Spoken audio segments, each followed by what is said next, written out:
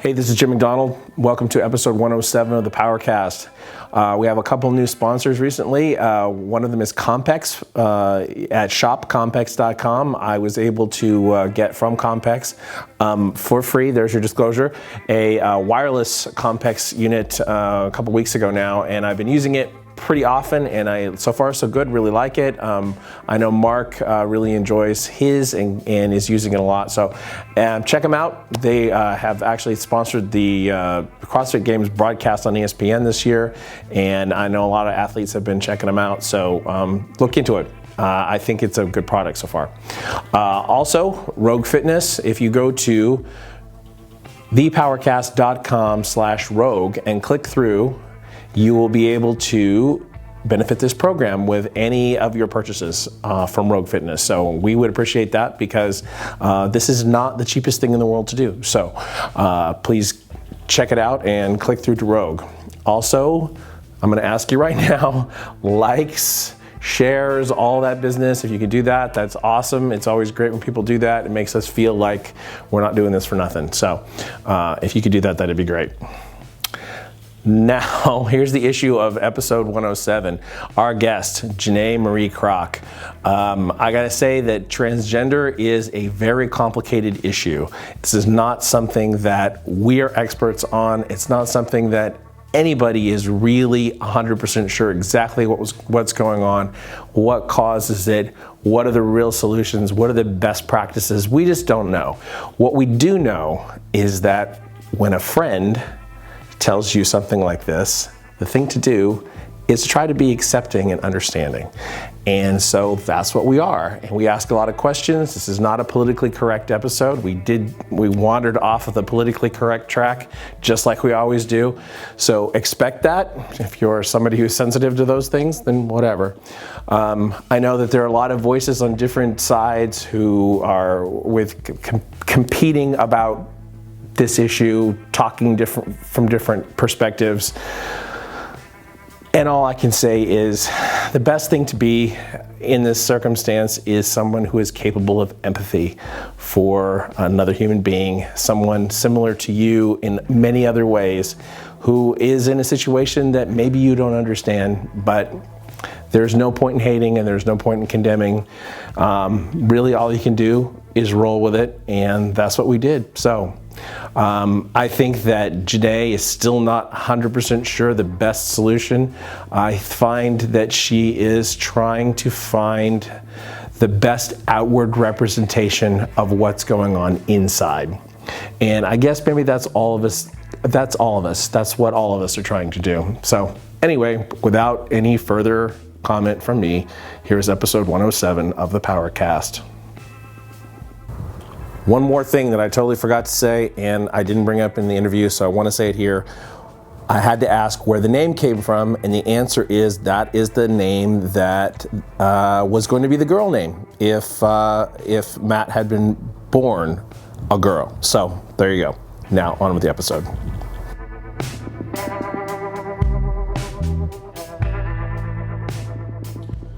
Oh yeah, he's got a fucking deep voice. Recorded live at Super Training Gym in West Sacramento, California. The strongest gym in the West. I don't know. This is Mark Bell's PowerCast.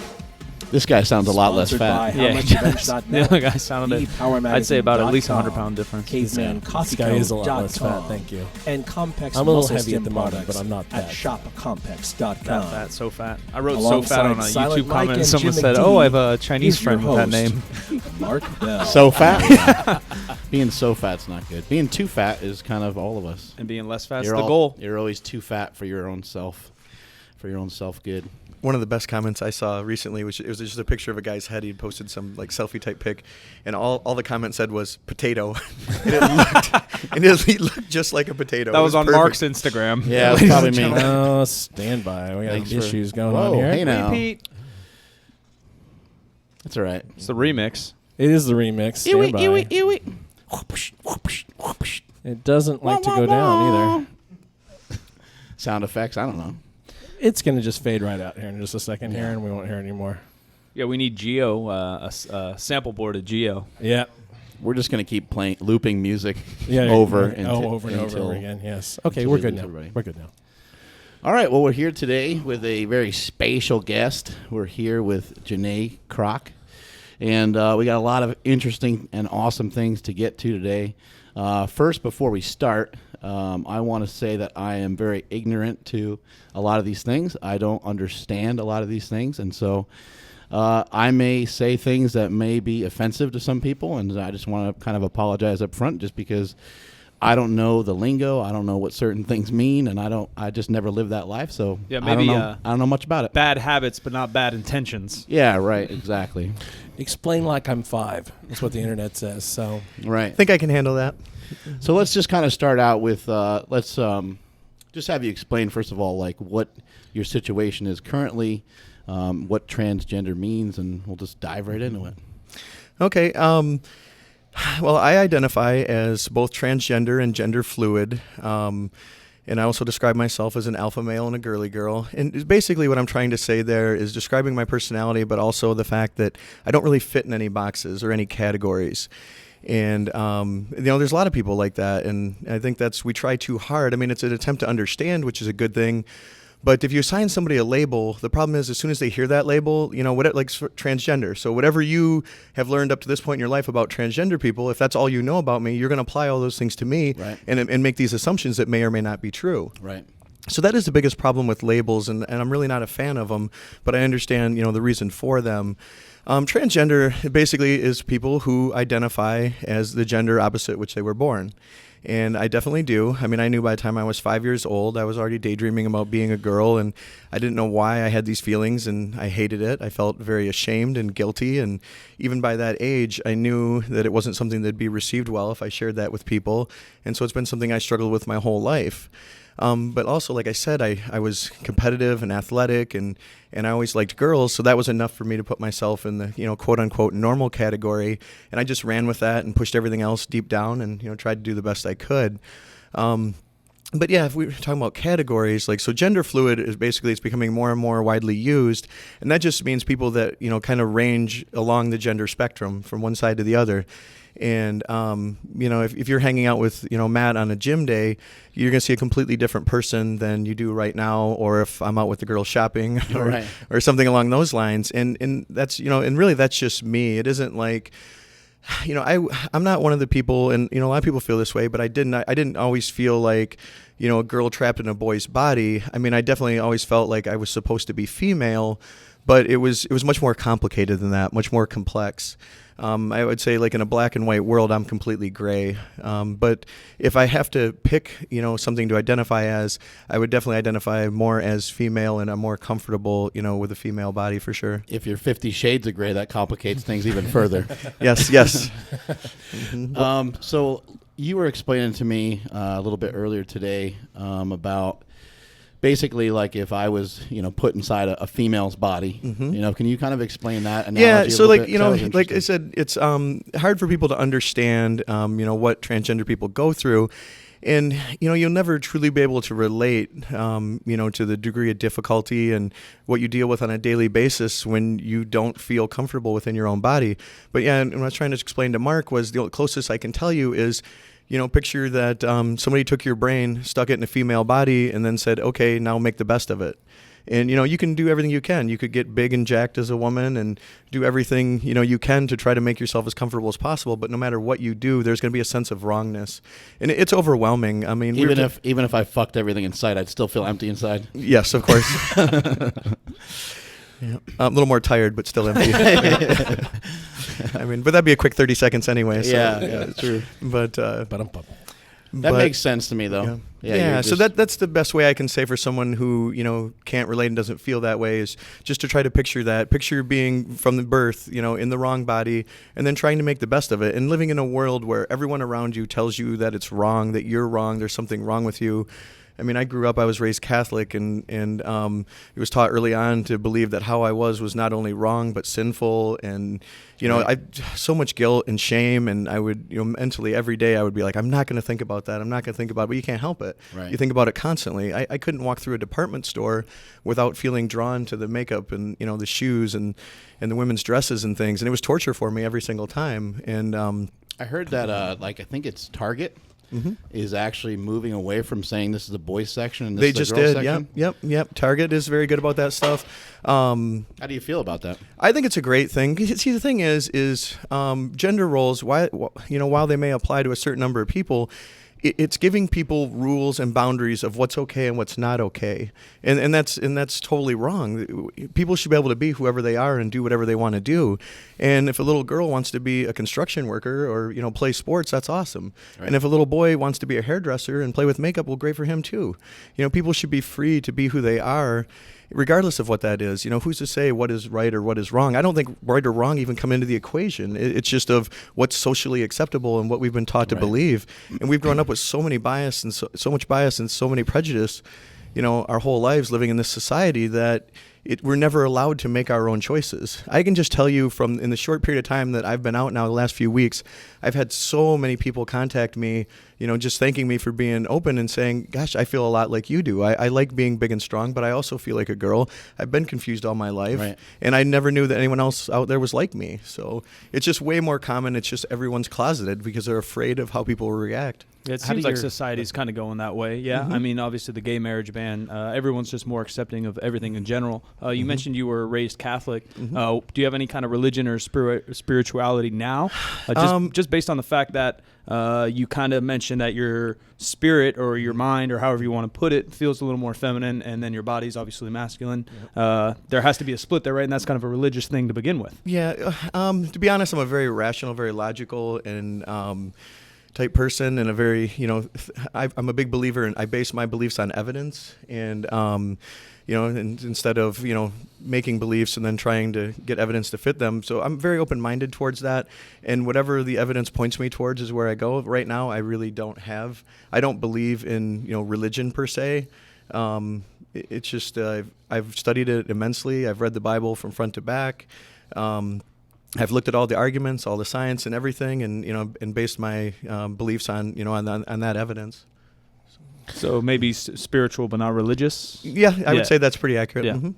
There was a podcast from NPR called Invisibilia earlier this year, and there was an episode called "The Power of Categories," and I think it really addresses what you were talking about earlier. They had one transgender person who had been in the Navy and had experienced kind of what you're talking about, but a much faster back and forth between a male gender role and female gender role.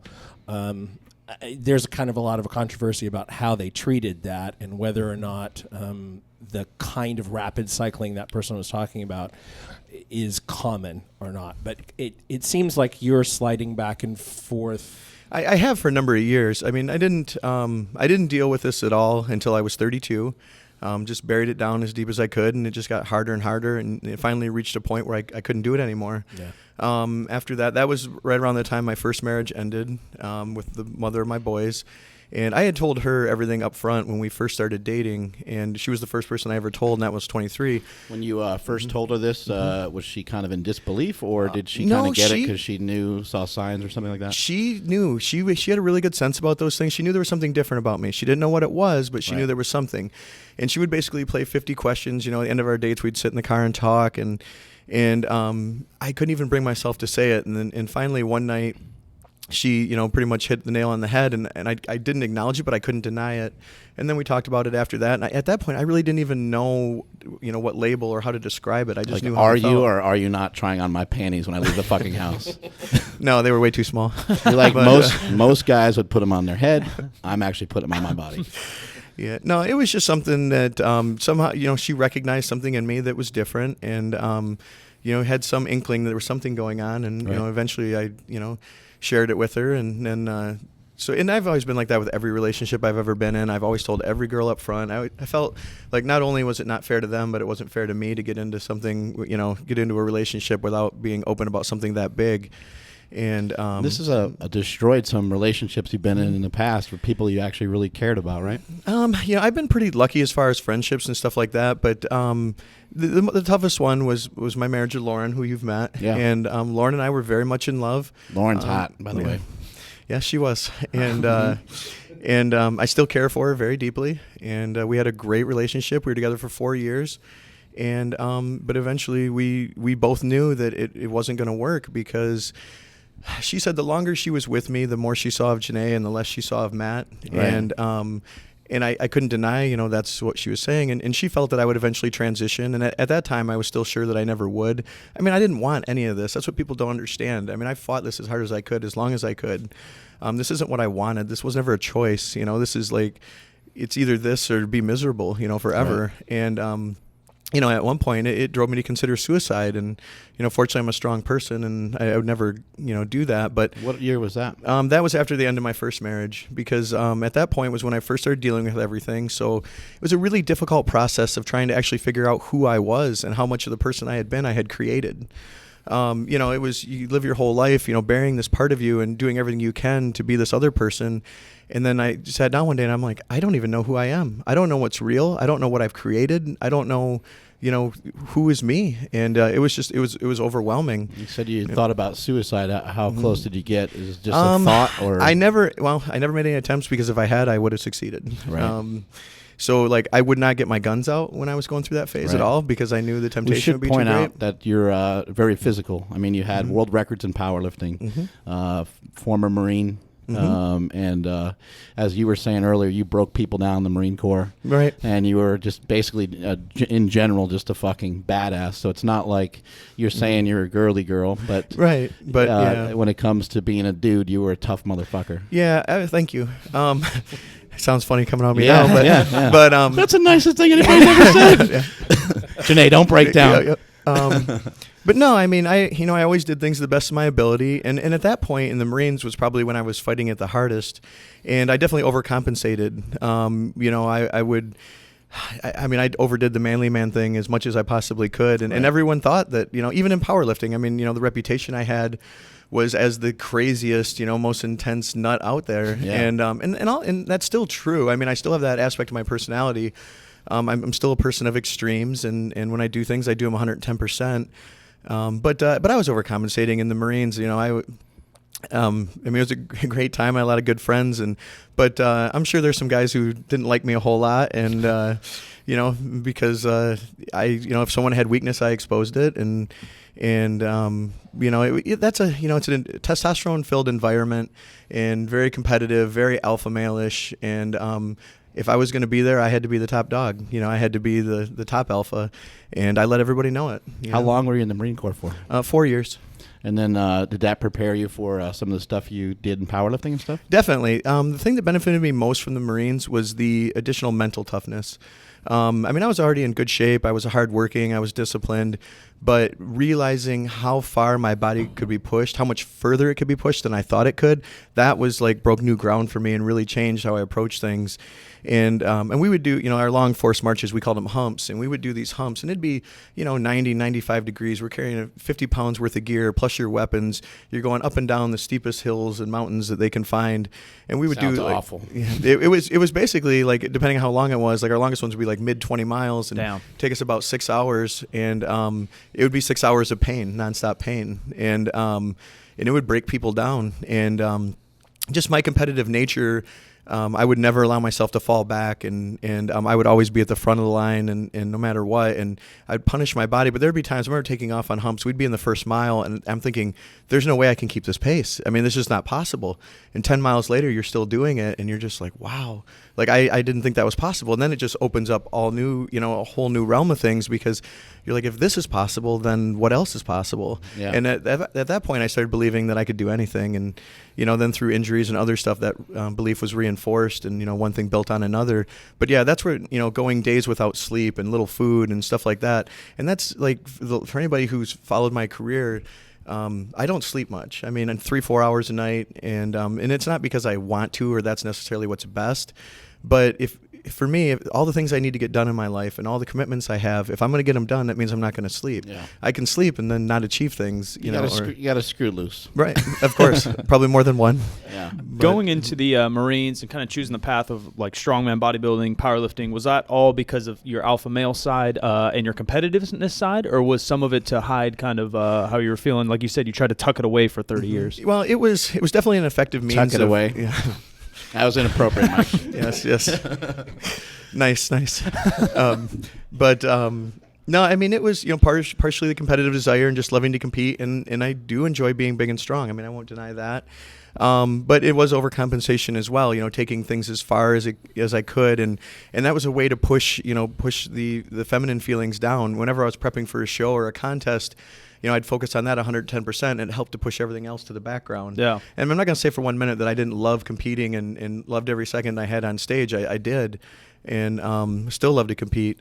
But it worked to help me, keep the other side at bay, which, in hindsight was probably a bad thing. But, and then the other thing too is, like, towards the end of my career, it actually, me being transgender probably kept me from hitting bigger lifts and doing other things, because it became such a distraction. And there was a pro meet, a Westside Pro meet in 2007, where I was ready to break the world record. My training cycle had gone awesome. I was stronger than I'd ever been. I think I opened with 1,015 in the squat, and which was, it would have been a PR at the time. But the last couple months leading up to the meet, all I could think about was transition. All I could think about was girl stuff. For the first time in my life at that point, I powerlifting wasn't the priority it had been. I went into the meet and squatted 1,015 3 times high, bombed out. And any other time I would have been furious. I'd have been seriously disappointed. I didn't even care. Yeah.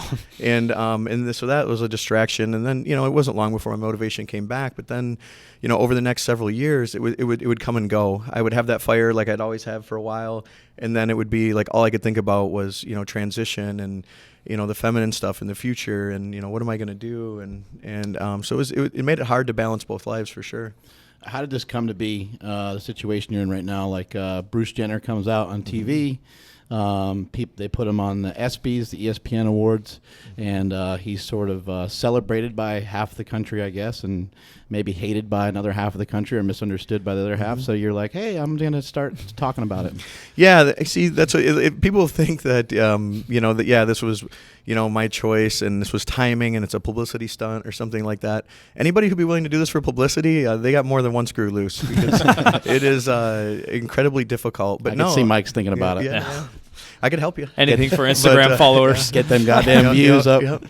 No, I actually was outed. A guy I don't know at all made a YouTube video that showed both Matt and Janae's Instagram pages. And the thing is, a lot of people don't realize that aren't in the powerlifting community that I've been very out about this for a long time. Yeah, you had the Facebook page for probably a year, the Instagram page for probably about a year as well. Yeah, actually even longer than that, I think. I think Instagram maybe a year and a half. The Facebook page I'd had for, probably 3-4 years at least. And then also on top of that, you've been communicating with people that are closest to you about it. Mm-hmm. Your kids. kids. I came out to my family and friends 10 years ago, a full decade. And then it's been known in the powerlifting community for at least 5 years. All my friends were powerlifters, and that's who I started coming out to one at a time.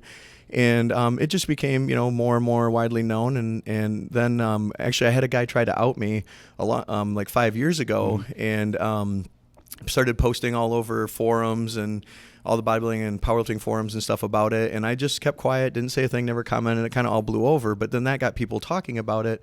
And I'm the type of person, if you ask me something, I'm not going to lie to you. So I got asked about it more and more, and I was always honest and said, yeah, that's me. I'm transgender. And so then it just became, at the elite level in powerlifting, almost everyone knew. I mean, at elite, it was like the inside joke. And I had told Dave and Wendler a long time ago. I mean, that was back like 2006, 2007 when I told those guys.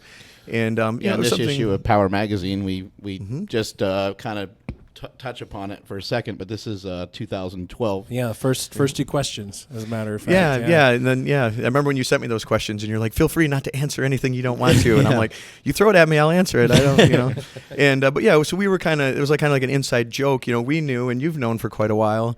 And, a lot of people at the highest levels in powerlifting knew, but, the grassroots people didn't know. And so they just probably thought it was a funny interview, that we were being silly like always.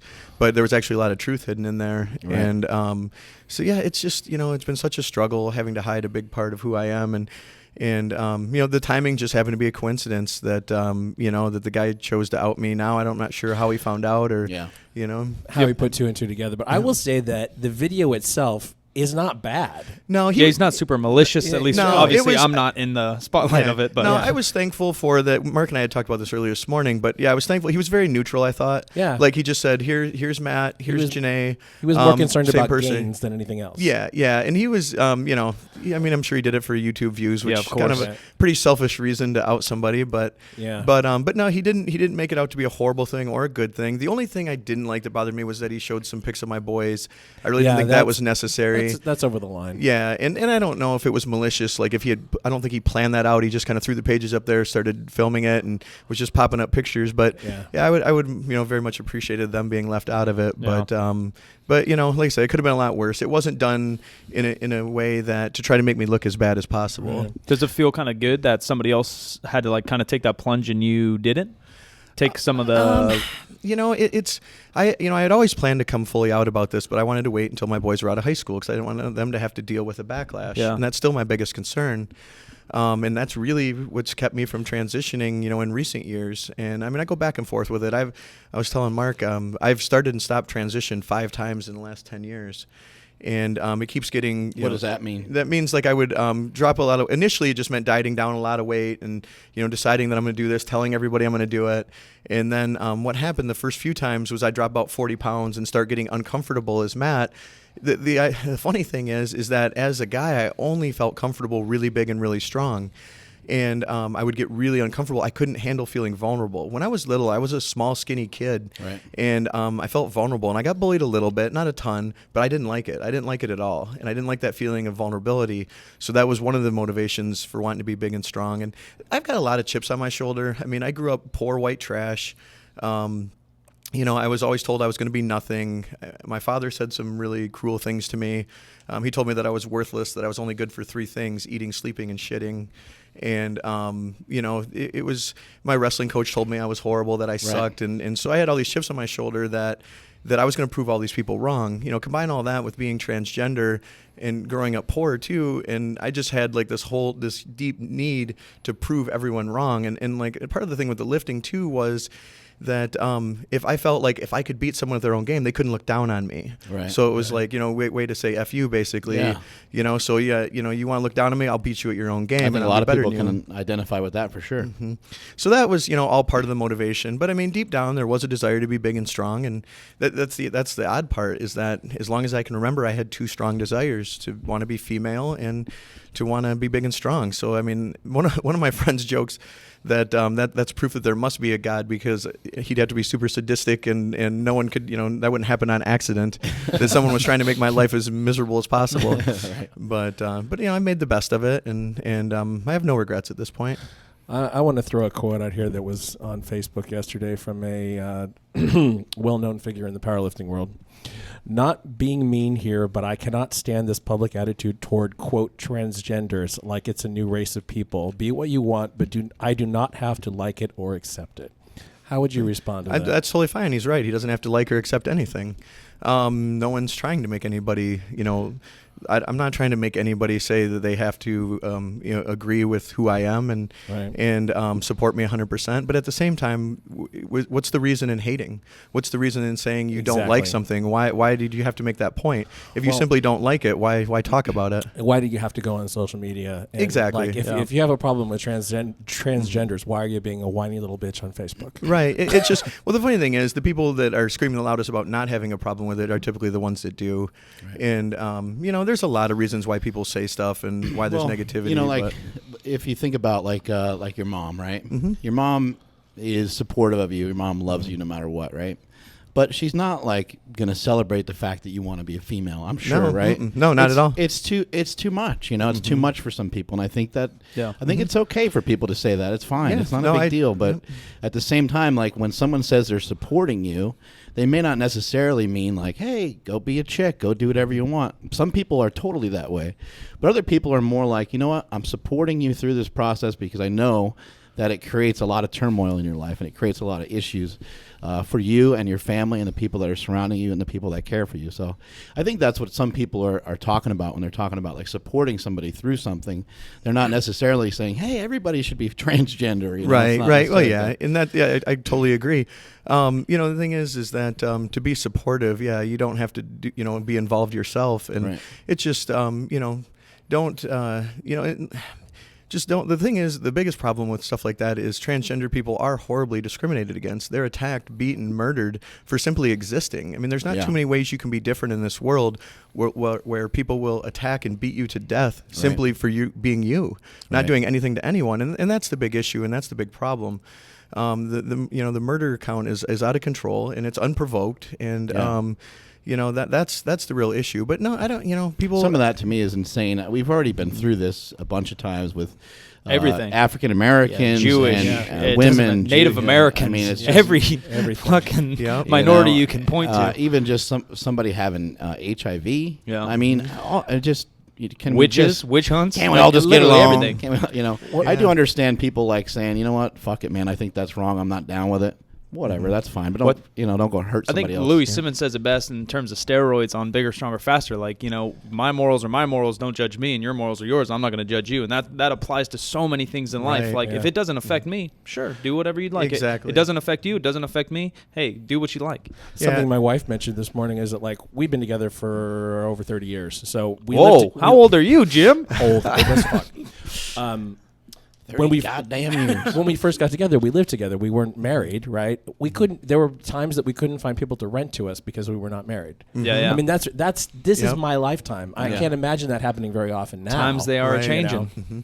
Yeah. Well, it wasn't all that long ago that women wouldn't be served in a place of business if they weren't wearing a dress. Right. I mean, that rule should still apply. I like that. Yeah, a dress and no underwear. You're out of here.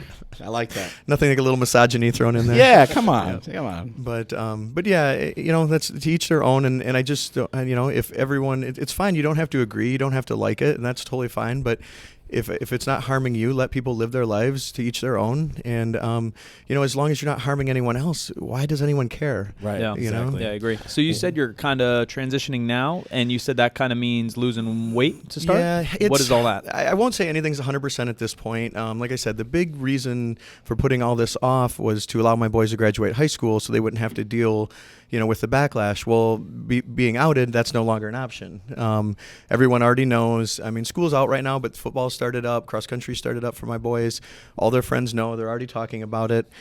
So that was one of the big barriers to me transitioning at this point, has been removed, for good or bad. Hard to say at this point.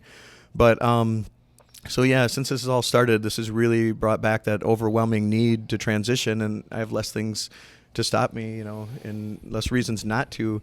So at this point, I am cutting weight. I've restarted female hormones, and I'm moving forward with it. Is it 100%? Like I said, I've started and stopped 5 times before, so there's never say never. But it does feel different this time, and it's very possible a year from now I'll be a completely different person and living as Janae full time. You're a meathead to begin with and smart. So what kind of diet are you doing, and what kind of training are you doing? For right now, I've just basically eliminated all my carbs. It's the no carb type diets have always worked well for me to shed fat quick, and I'm just trying to get as lean as possible and bring my weight down. I'd like to get, I was actually this winter, I was the biggest I've ever been. I was up to 272, and now I'm currently about 225, so I'm down almost 50 pounds, and I'd like to drop another 30 within the next 30 days and to get me under 200.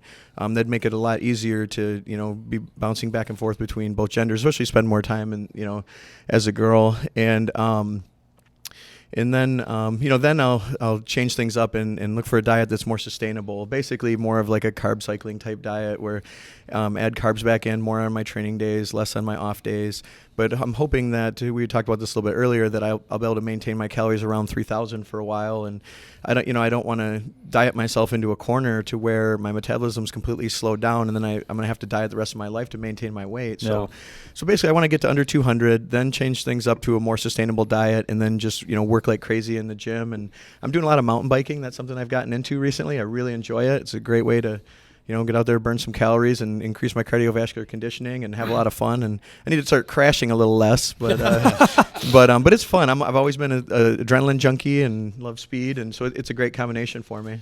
Is this exhausting going back and forth between male and female? I know that it's not an act, so no, not at all. But at the same time, maybe even just being a male might even be harder for you at this point. But like, is it tiring sometimes? Oh, it's exhausting all the time. Like, who am I going to be today? How do I dress? What do I do just for this and then situation? how you'd like to. There's so many times like when I'm like this today, it'll be hard for me to want to change back. Right.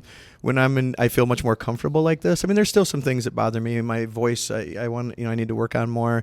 I want it to sound like me. Like I don't want to feel. It still sounds too masculine. Maybe to me. more like Mike's voice. Yeah, completely feminine. Sexy. But whisper some sweet nothings to me. Yeah. But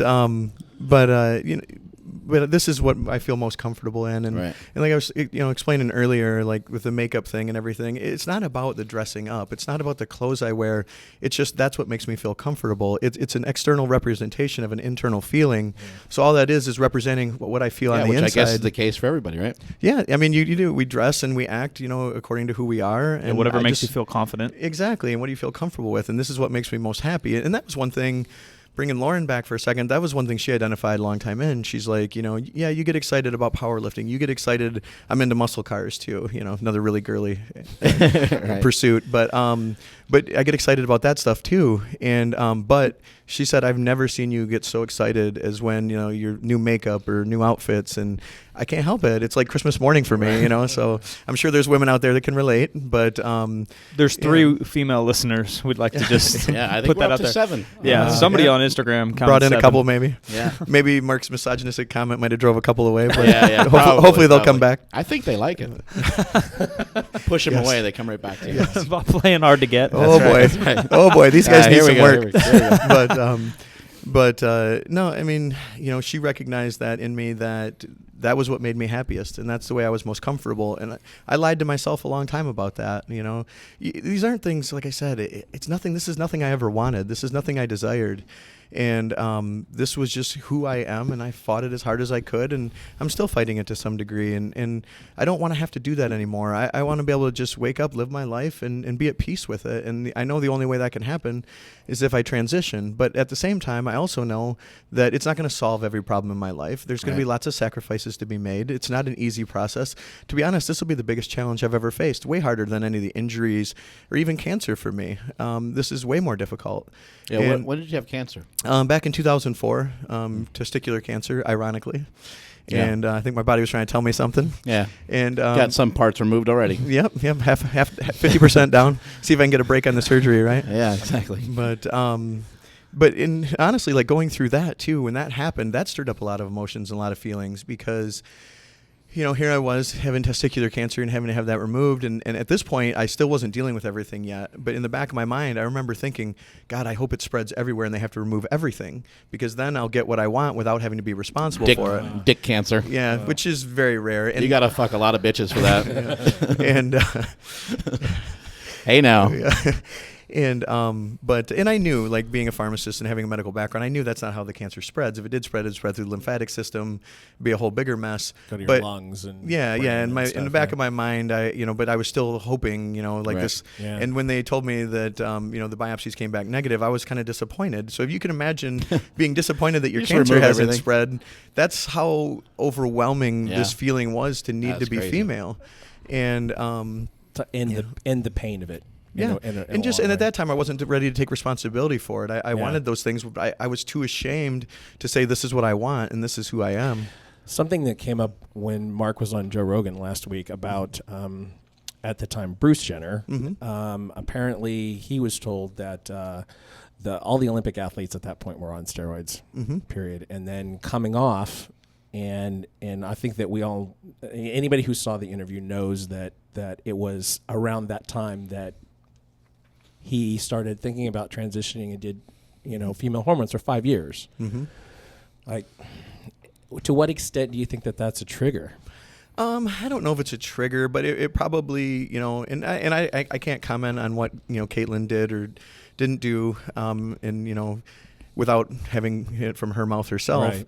But had she gone that route, I'm sure it caused a lot of mixed emotions, and I know it did for me. Yeah. It was very, very difficult.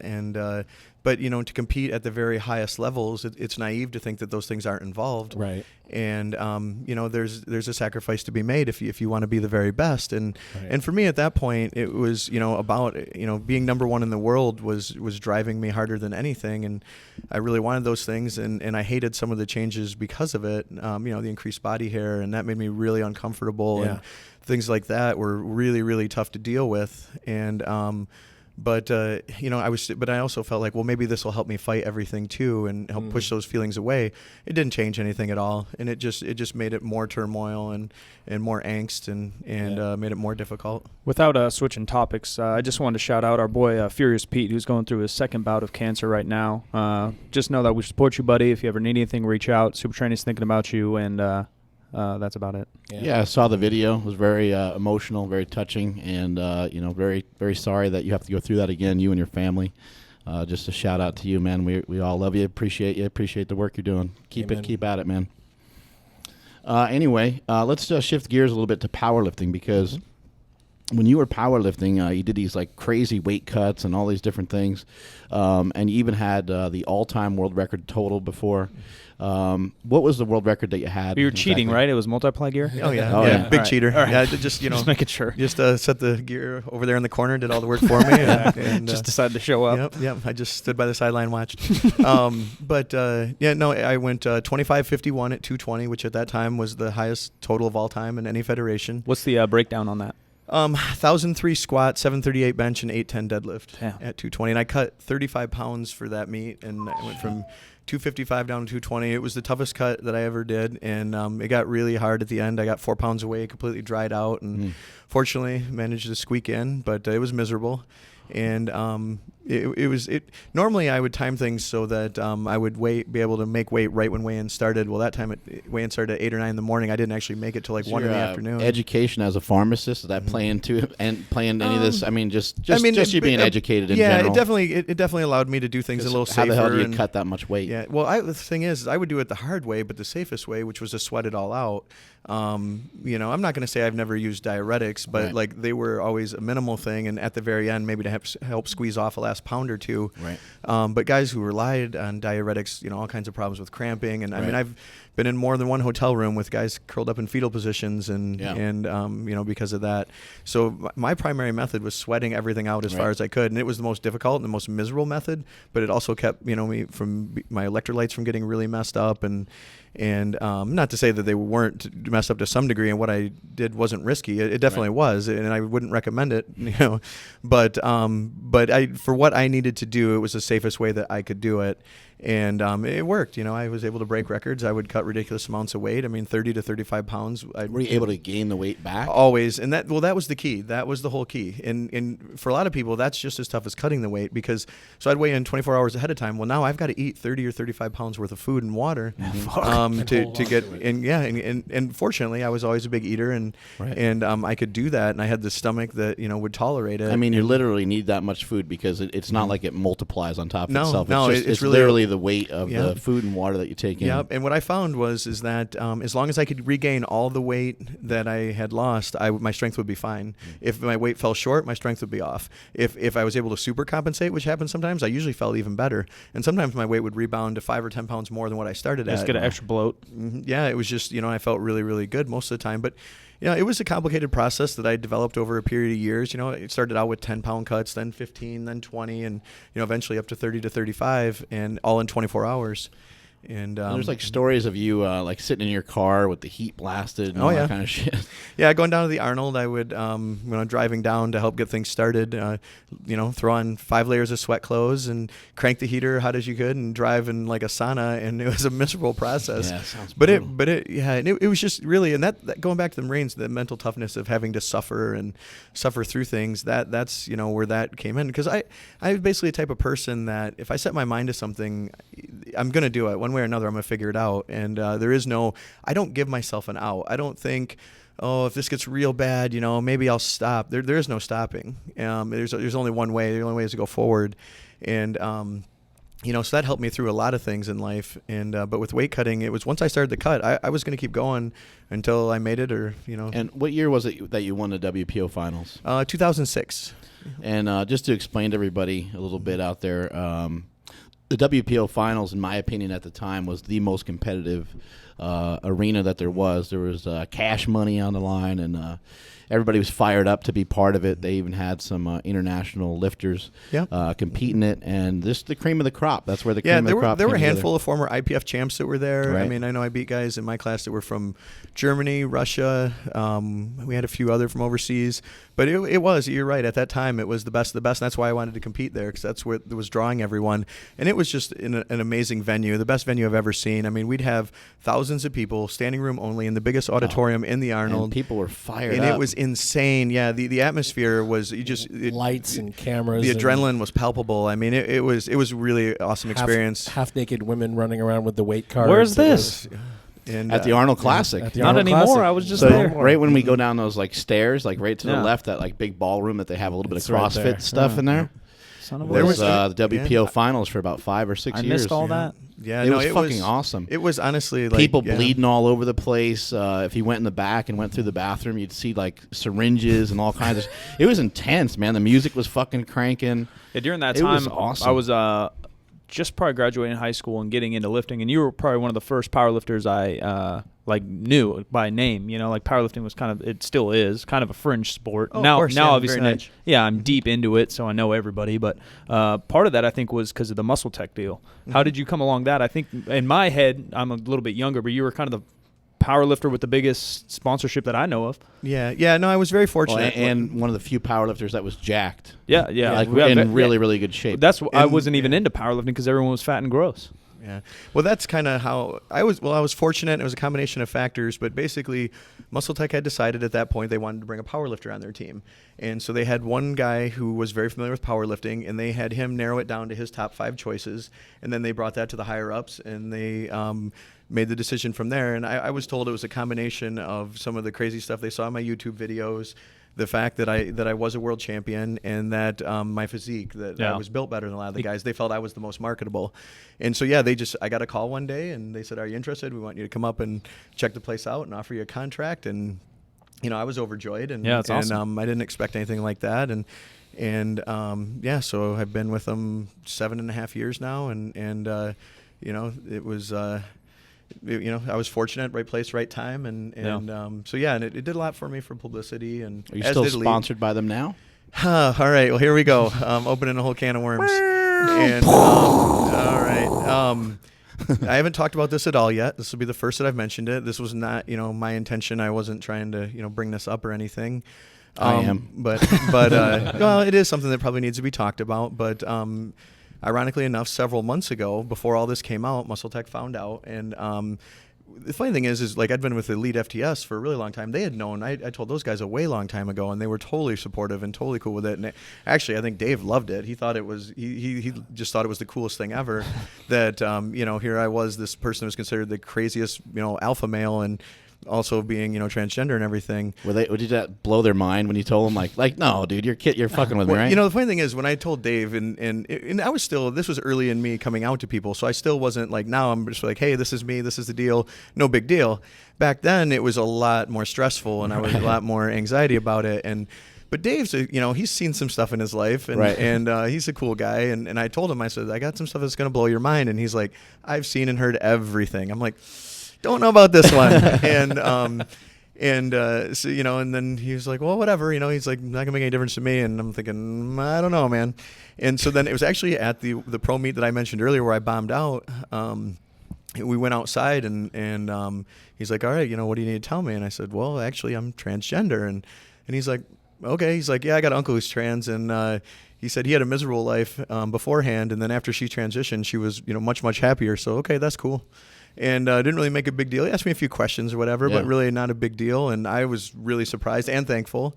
But then with Muscle Tech, it was one of these deals where, I've made a lot of friends there too over the years. I've been there a long time. I've been there longer than a lot of their employees. And so I know a lot of people really well. I count a number of friends there, and some actually very good friends. And they've always treated me excellent and, done a really good job. And I've been very thankful for that.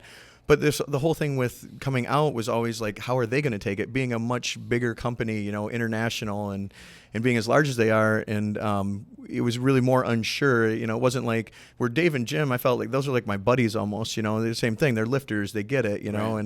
And so this was something that I had thought about for years, and I was prepared because I knew it could happen, as open as I was about it, and as many people knew. And honestly, I kind of thought they probably already knew, but just never really wanted to address it officially. So there was always that, well, maybe they already know, or they've known for years. Well, several months ago, actually it was not too long after I got back from FIBO in Germany, I get a call from the athlete's rep, and he's like, hey, I need to talk to you about something. Can you give me a call, tonight or whatever? And I'm like, well, I work late. He's like, well, call me tomorrow. So I'm like, okay. And it was kind of odd that he didn't really say what he wanted to talk about. So I kind of thought, well, maybe this is it, And so then I called him the next night, and he, made some small talk. And then he said, well, I got sent these pictures. And I said, well, let me stop you right there. I'm like, yep, all true. It's me. I'm transgender.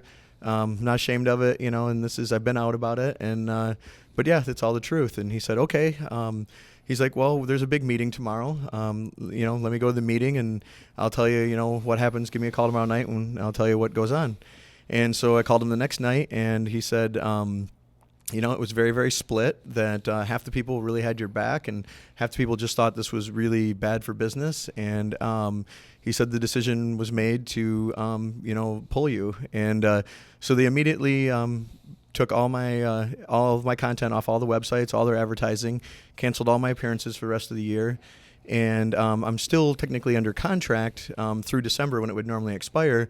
But where there had been, a lot of talk before about the future and where we were going and what we're going to do next year, it's made very clear that, that'll be the end of it once my contract expires. So it was a shock. I was really shocked. I didn't expect that. I'd always tried really, really hard to do everything I could for them. They'd always treated me really well. So I really didn't expect that rash of a decision. And just in the current climate, I was really shocked that was the decision they made. But it is what it is. I understand, it was a business decision on their end. And no matter how I feel about it, whether I think it was a good or bad thing, it was their decision to make, and I accepted that. But yeah, it was quite shocking for sure. Is that the first time you've been discriminated against like that?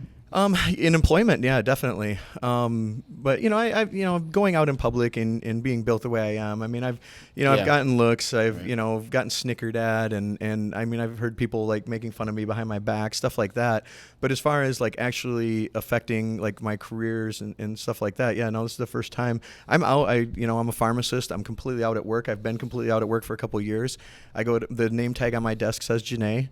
Everyone there knows everything. I go to work either way. There's been some funny stories because of that too. One of the girls, she said the first 3 months she worked there, she didn't know Matt and Janae were the same person. And I'm like, really? I'm like, I sit at the same desk and everything. She's like, I don't know. She's like, I just never made the connection. She's like, and I'm like, yeah, I'm kind of big for a girl. Didn't you notice that? And she's like, I don't know. I thought you guys were workout partners or something. And that's great. But yeah, non-identical twins. Yeah, and. But yeah, so I mean, everywhere else it's worked out, and I've been treated really well. But so yeah, it was I really didn't expect that reaction. But like I said, it was a business decision on their end, and I respect that. It's kind of like Christian Boving after Bigger, Stronger, Faster losing his endorsements because he said he used steroids. Mm-hmm. It's not dramatically different than that, I guess. Yeah.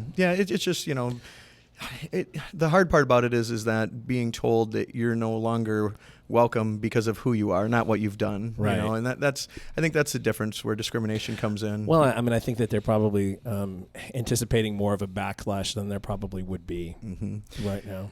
Yeah, I think. Yeah, I don't know. They still have time to change their minds too. Yeah. Yeah, they said I'm still under contract technically until December, and this is, like I said, this is the first this has been mentioned. No one else has really asked me about it.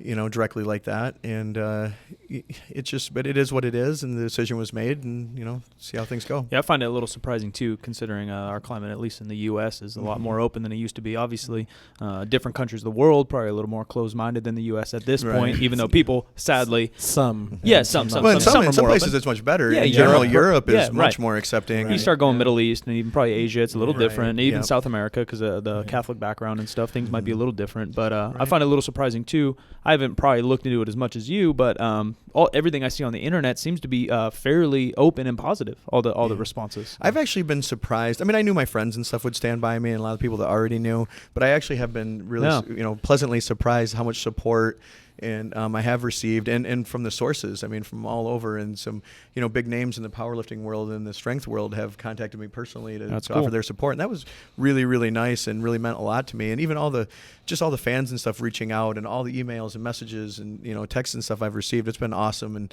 really means a lot to me. It definitely helps. I learned a long time ago that, and we talked about this morning too, that ironically, having success in powerlifting kind of prepared me for this very well. I'm already used to haters and negative stuff on the internet. I mean, how powerlifting the internet's is. a piece of shit. Yeah. Well, it's just where every coward can hide behind a keyboard, and people that would never say anything to your face, will flame the heck out of you online. Right. But so it kind of prepared me to handle this kind of feedback. Have you had anybody be confrontational in person? No, never. I don't think it's ever going to happen either. I had one incident one time leaving a club, and it was in the summertime a couple years ago, and I was by myself. My friends couldn't go that night, and there was a parking garage like only a block away from the club that I would go to, and pretty safe area, really, open town and good area for people like me. And but I got to my car and got in the garage, and I never saw them. But when I closed my door, there were 5 guys standing right outside my door, all mean mugging me and looking like they wanted trouble. And so I think they were contemplating on whether or not to jump me. And I was in a dress and heels, and I think the only thing that kept them from doing it was my size. Yeah, and, they're like, damn, look at those calves. I don't know. Yeah, this might be a bad idea, And but that's the closest I've come to anything like that happening. I said, like, other than, of course, like Snickers and stuff, especially when I first started going out and I wasn't very good with makeup and how to dress and stuff, and did not present very well. But you learn real quick that people react to how comfortable you are. Right. So if you go into places with a lot of confidence and carry yourself fine, it doesn't even matter. People will react to you positively. But if you get really nervous and start acting awkward, it makes everyone else awkward too. And I've had a few of those situations, and it's not fun. And but you just learn, like, you got to be comfortable with yourself and be comfortable with who you are. And I just got to a point where I was like, I don't care. Why do I care what some person, especially somebody I've never met or don't know and don't respect? Why do I care what they think? This is what makes me happy, and this is what feels good. Why am I going to let them hold my life back? So you get to a point where you're just kind of like, hey, I'm going to do it, and I'll be happy about it, and things work out. As a pharmacist, you ever have anybody be confrontational in terms of filling their meds? No, well, since I've been out, I work in specialty pharmacy now, which is more like a warehouse facility, like a mail order type facility. So I don't deal with patients face to face.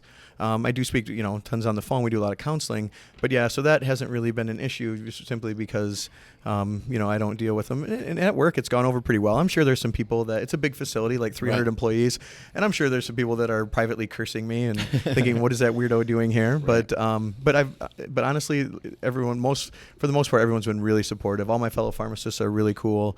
Most people I work with are really, really cool. A lot of the girls there love it. They just think it's the coolest thing ever, and we sit around and have girl talk when we can, and I'm fortunate to have some, a lot of support in my life. Cool. What does your future look like competing? I saw a lot of questions online, and then also I think there's a Women's Pro-Am November. Well, there's a similar story in MMA, which is obviously a little bit different because people are getting physical, and danger is a little different. But in I forgot, but I believe Fallon Fox, transgender. Yeah, I'm very familiar with it. Yeah, and so it goes back much further than that too. Renee Richards back in the early '60s. In the Olympics, right? Transgender people competing in sports has been an issue for a long time. Well, here's the thing that, on the surface, I can understand why people think, oh my gosh, it's not fair, because genetically, typically men have an advantage over women. In almost every athletic endeavor, the men's records are higher than the women's, and so they think it's an unfair advantage. Like, and for a transgender person to come over, they're cheating. Now it's like a guy competing among the women. Well, the thing is, both the IOC, the Olympic Committee, and the NCAA have both looked at this, studied this, and they've both found that the primary advantage men have over women is hormones. Hormonal. It's testosterone and size, right? Yeah, you start to get down to this body weight that the other women are at, and it's going to be harder to lift those big weights. Yeah, and it's but the hormones are the biggest reason for the advantage. So if you take that away, they found that after 2 years on estrogen therapy and testosterone blockers, that person no longer has any advantage over a genetic woman. Things go away, like muscle strength and even like bone density. Yes, bone density even goes down, strength and muscle size, and proportionate to that. After about 2 years, that's a sufficient amount of time to where you've lost any genetic advantage you have, strength and speed wise. And the thing is, if you look at it, if there truly was an advantage, we'd have transgender athletes winning the Olympics, winning world championships. To my knowledge, there hasn't been a single one. Yeah. I know of a handful of transgender athletes that have qualified for the Olympic Games. I don't know of a single one that's medaled. And so if this really was this advantage that people think it is, they'd be dominating. Right. But you take away the hormones, you take away the advantage. Well, and genetics in general play a role, right? Well, like if you went out for a sprint right now, you're Sure. not a sprinter, so you probably won't. It doesn't matter. Yeah, and the thing is too is that and if you're talking about size and strength, well, those things help. But in any sport other than a purely strength-based sport, strength is just one factor among many.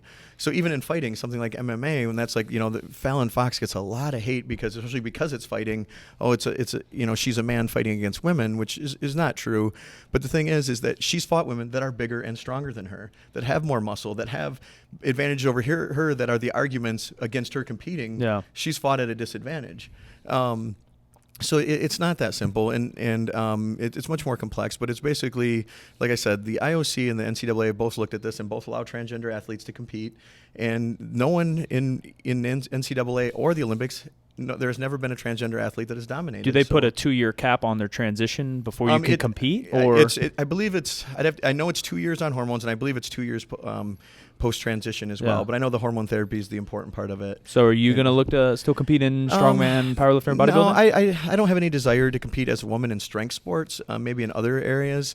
I've thought about possibly doing maybe triathlons, mountain bike races, things of that nature. I mean, I'm a very competitive person, and I'm sure I'll need an outlet. But for strength sports, I just see it as a lose-lose situation. Here's the thing. My ultimate goal was to get the all-time total in my weight class, regardless of federation, which I was able to do, and that's what drove me to be, number one. So any records less than that, don't have any draw for me.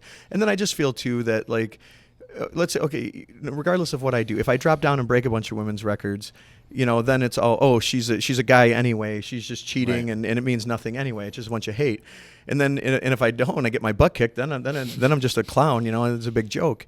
But the thing is that I would never want to do anything that would bring negative light on both the transgender communities and the powerlifting communities, and that's what I'm afraid it would do.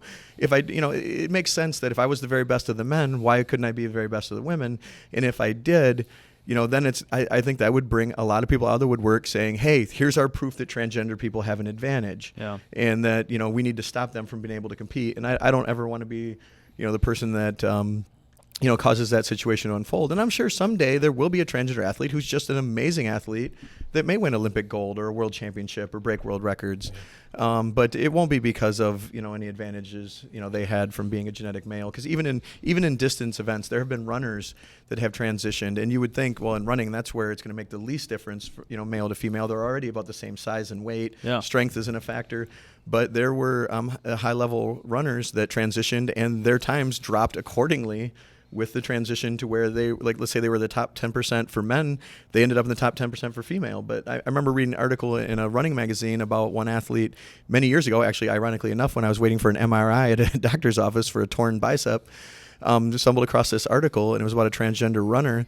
And when she transitioned, she thought, oh gosh, I'm gonna, I was pretty good, really good for a guy. I'm gonna crush in the women's. But that didn't happen. Her times decreased to basically proportionate to where she was with the men, and because of the hormonal difference. That's interesting. I kind of hear you being sensitive to your impact on the transgender community. Like, what responsibility do you feel? I mean, obviously you're a public figure. You were a public figure before. You're very much a public figure now. Like, what? I mean, I feel a responsibility to present everything, to educate people, to present everything in as positive light as possible, to do as much good as I can for people like me, and for people not like me. I mean, for the people who don't understand, I want to help them understand. I want to educate them, and help them understand the reality of it, and break down some of the perceived myths. And if I can save just one suicide, one life, if I can prevent one hate crime, one person from attacking somebody, and in our community, I'm hoping I'll be able to reach people like that, people that would never have given it 2 seconds thought, and that would be more likely to not be accepting. And if I stop one kid from being kicked out of their home by their parents, I mean, then any sacrifice I had to make is well worth it. Right. has anybody reached out to you? Do you any of the I've associations? tons. And Yeah, I agencies mean, and- there's well, as far as like doing activism, I've had a couple people out, reach out to me, and but I haven't nothing scheduled officially yet. But that's an area I definitely plan to start doing some stuff in. I've wanted to speak publicly about this for years, especially to like high schools and colleges, younger kids, and things like that, and just be able, because I know what it was like growing up like I did, and how horrible it was, and how many people still commit suicide.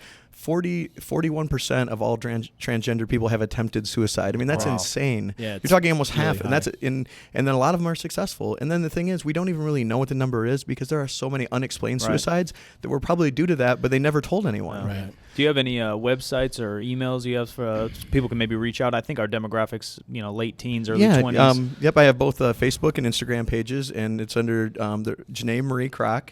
And I'm starting up a website right now, and it's in development. It's JanaeMarieKroc.net.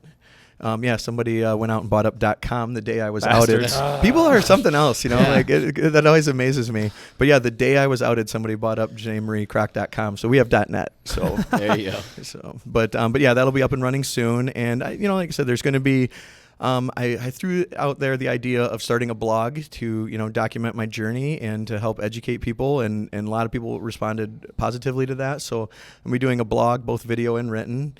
And, like I said, it's really about education and just trying to let people know that, it's okay to be different. Not everyone has to be the same. And it doesn't mean that everyone has to like it or everyone has to accept it. They certainly don't. Everyone has that right. But I think in the end, understanding is the important thing. I think give it a little bit of time, and it'll be less of an issue for a lot of people who were initially, shocked, who didn't know or whatever. I had heard going into 2015 that this was going to be the year of the transgender. I had no clue that it was going to be, I think maybe a lot of people knew about Caitlyn and knew that was coming. And unfortunately, she's a controversial figure. Yeah, Caitlyn faces some additional challenges because of her role in the spotlight and the level of her celebrity. But when I was a kid, Bruce Jenner was the shit. I mean, really. Yeah, he was considered the greatest athlete in the world then. Absolutely. Yeah, so a crazy thing. But yeah, she's gotten some heat even from the transgender community because her life is so unlike everyone else's. See, the typical transgender person struggles with employment, struggles with income because of, just like me losing my sponsorship. A lot of people are fired from their jobs. I was very fortunate that my employer at my day job, that I had something to fall back on besides my contract, or I'd be in a lot of trouble. Right. But fortunately, my employer is totally fine with it. But a lot of places still aren't. There's so many people that lose their jobs constantly and then can't get hired. One of my transgender friends, she was a former Marine as well, and was after the Marine Corps was working as a government contractor, making over $200,000 a year as a programmer with some other things she was doing. And when she transitioned, she lost that job. She has not been able to find employment since. And she is way overqualified, very intelligent person. And she's been unemployed for close to 2 years. Probably security clearances and all that stuff that are so valuable. And what Yep. I mean, Yep. And then, and it's still, this is, I have a feeling it's going to change soon, and they're working on it right now. But transgender people are still not allowed to serve in the military. Yeah. And had they known, and here I went through, I ended up in presidential security. Right. And I worked in D.C. for 2 years, guarding admirals and generals. I worked at the Pentagon, visiting foreign dignitaries, and then up at Camp David for a couple of years under President Clinton. I went through all the most vigorous background checks and psychological testing, and that's another myth that transgender people are mentally ill.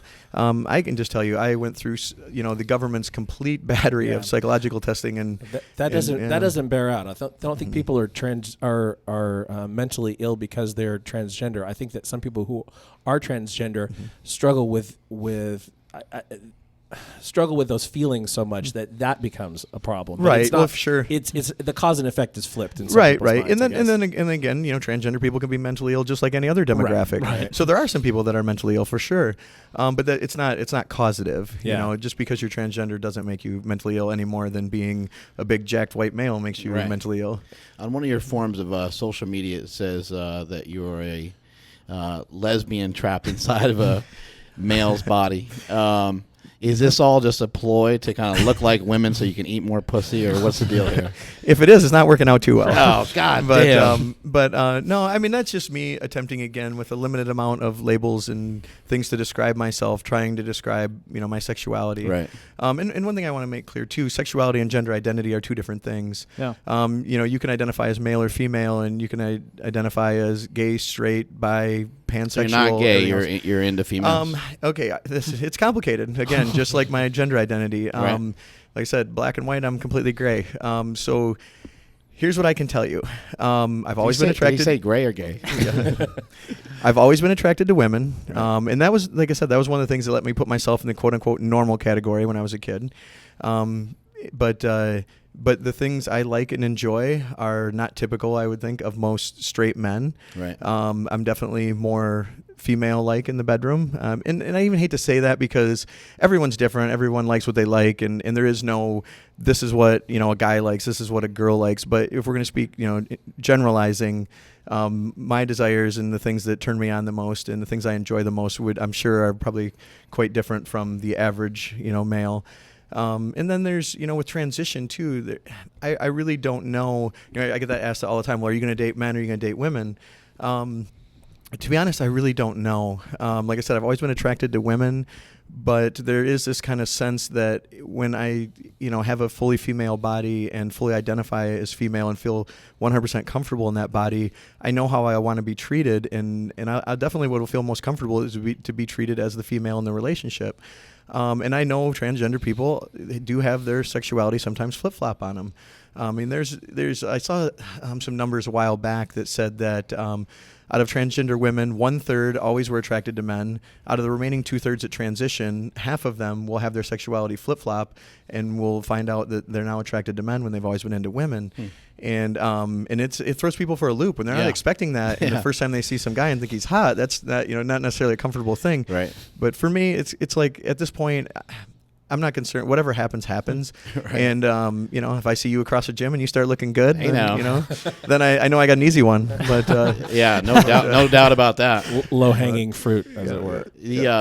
Sometimes you hear somebody talk about somebody like turning gay. Yeah, no, but in your case, you could physically be turning gay because you would then be female, and then by standards, right? That's pretty convoluted, but I don't know. But there is a chance that my sexuality could. I mean, like I said, it's never fit strictly within the boundaries of what we consider straight, gay, or whatever. And we're seeing more and more terms used to describe these things. A lot of people are starting to identify as things not only bisexual but pansexual.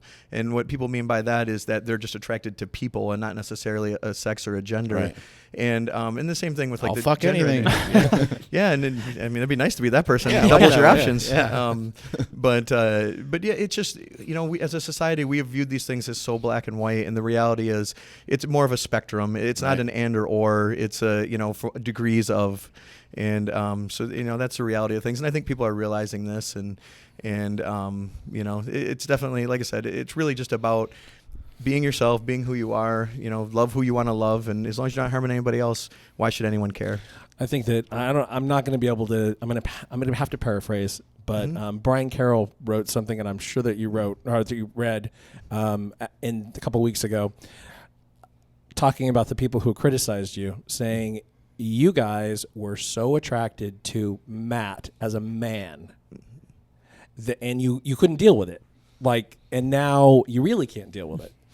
Yeah, I didn't read everything word for word. There's been so much stuff out there, and Brian is a good friend of mine. Yeah. He's been very supportive for a long time about this. Brian and I loved... Brian's homosexual, by the way. I cannot confirm nor deny that. But Brian and I have had a good sense of humor about this for quite a while. He's a good friend. He's been very, very supportive to me. I haven't had a chance to read everything that he's written. I know he has my back, and I know he supported me a lot.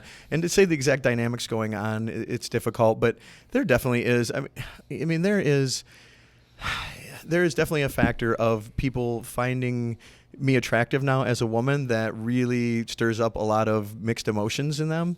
And I could just tell you the number of private messages I get are unbelievable. I would imagine, and yeah. from guys that identify as straight. Right. And I mean, a day does not go by where I'm not receiving messages and stuff on Facebook and Instagram. Guys wanting to hook up, and a lot of people from within the community. Right. And it's a lot more complicated out there than people are willing to admit. Right. That's, right. And these people aren't telling anybody else about this. Right. Exactly. Right.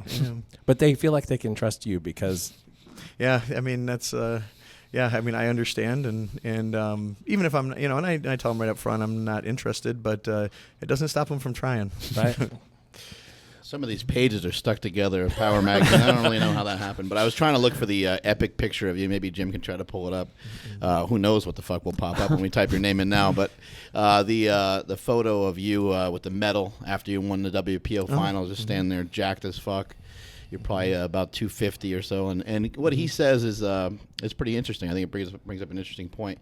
People are, whether a male wants to admit it or not, when you look at another male and they're in good shape and you're into that kind of thing, you're attracted to it. I mean, there's no other way to put it. You're attracted to it. It's like, it's okay, dude. Like, you can just relax. You're attracted to it. Yeah, there you go. Well, there's no doubt, especially in the bodybuilding world. That's like the coolest picture of all time in powerlifting. I think that's fucking awesome. I actually wasn't very happy at that moment right there. Hey, you look kind of grumpy. Well, you shit your pants. You just did a deadlift, probably pooped yourself. Actually, I just took second place, so I wasn't too happy. Yeah, we'll just forget about that picture. Cool pick, but yeah, that's. I forgot where I was going with that.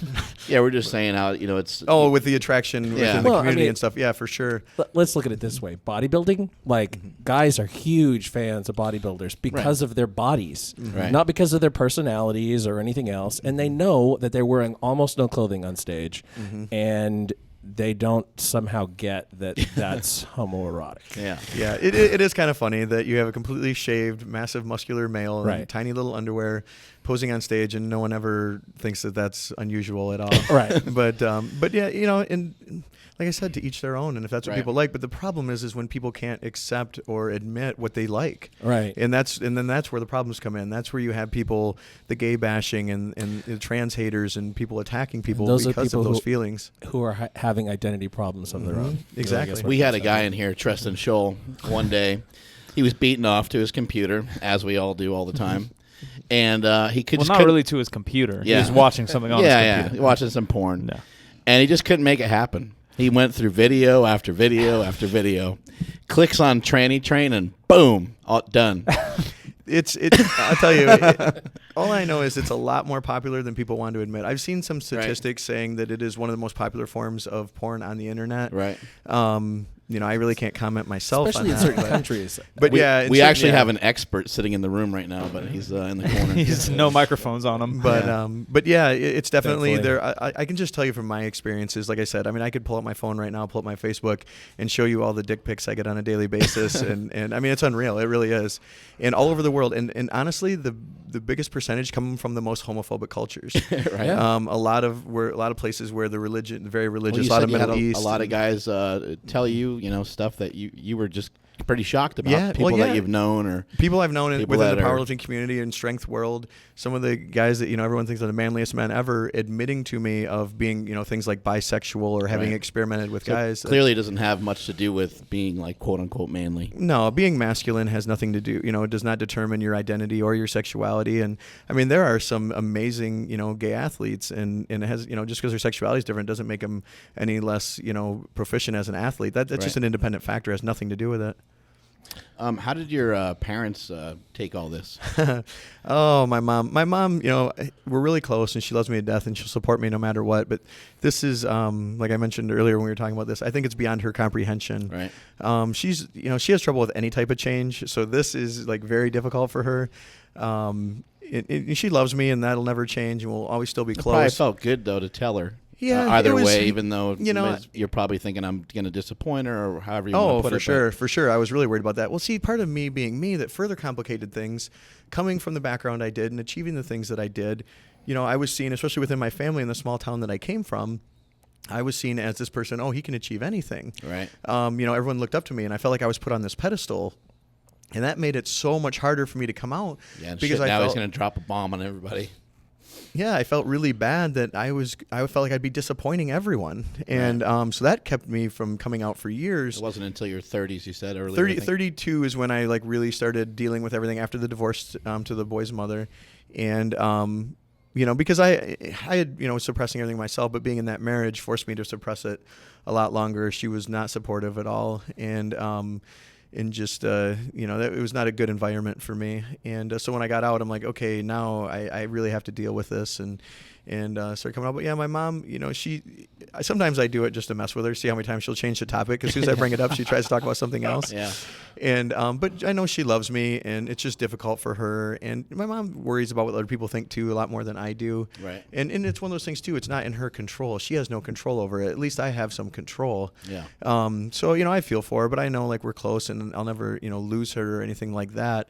But I feel bad that it's stressful for her, and especially being in a small town. She still lives where I grew up, and I feel bad that she might have to deal with people saying nasty things and stuff like that, and same with my brothers. And the thing that shocked me more than anything was I thought for sure like that when I told them, they would be like, well, we kind of wondered, we always knew, we always thought you were a little different, and I was totally expecting that. And but no, when I told them, they were floored more than anybody. Yeah. They had no idea whatsoever. Do you have any siblings or anything? 2 younger brothers. Yeah. Yep, how'd they all take it? All right, this is how my brothers took it. And you have to know my brothers, my middle brother specifically, to understand what he meant by this.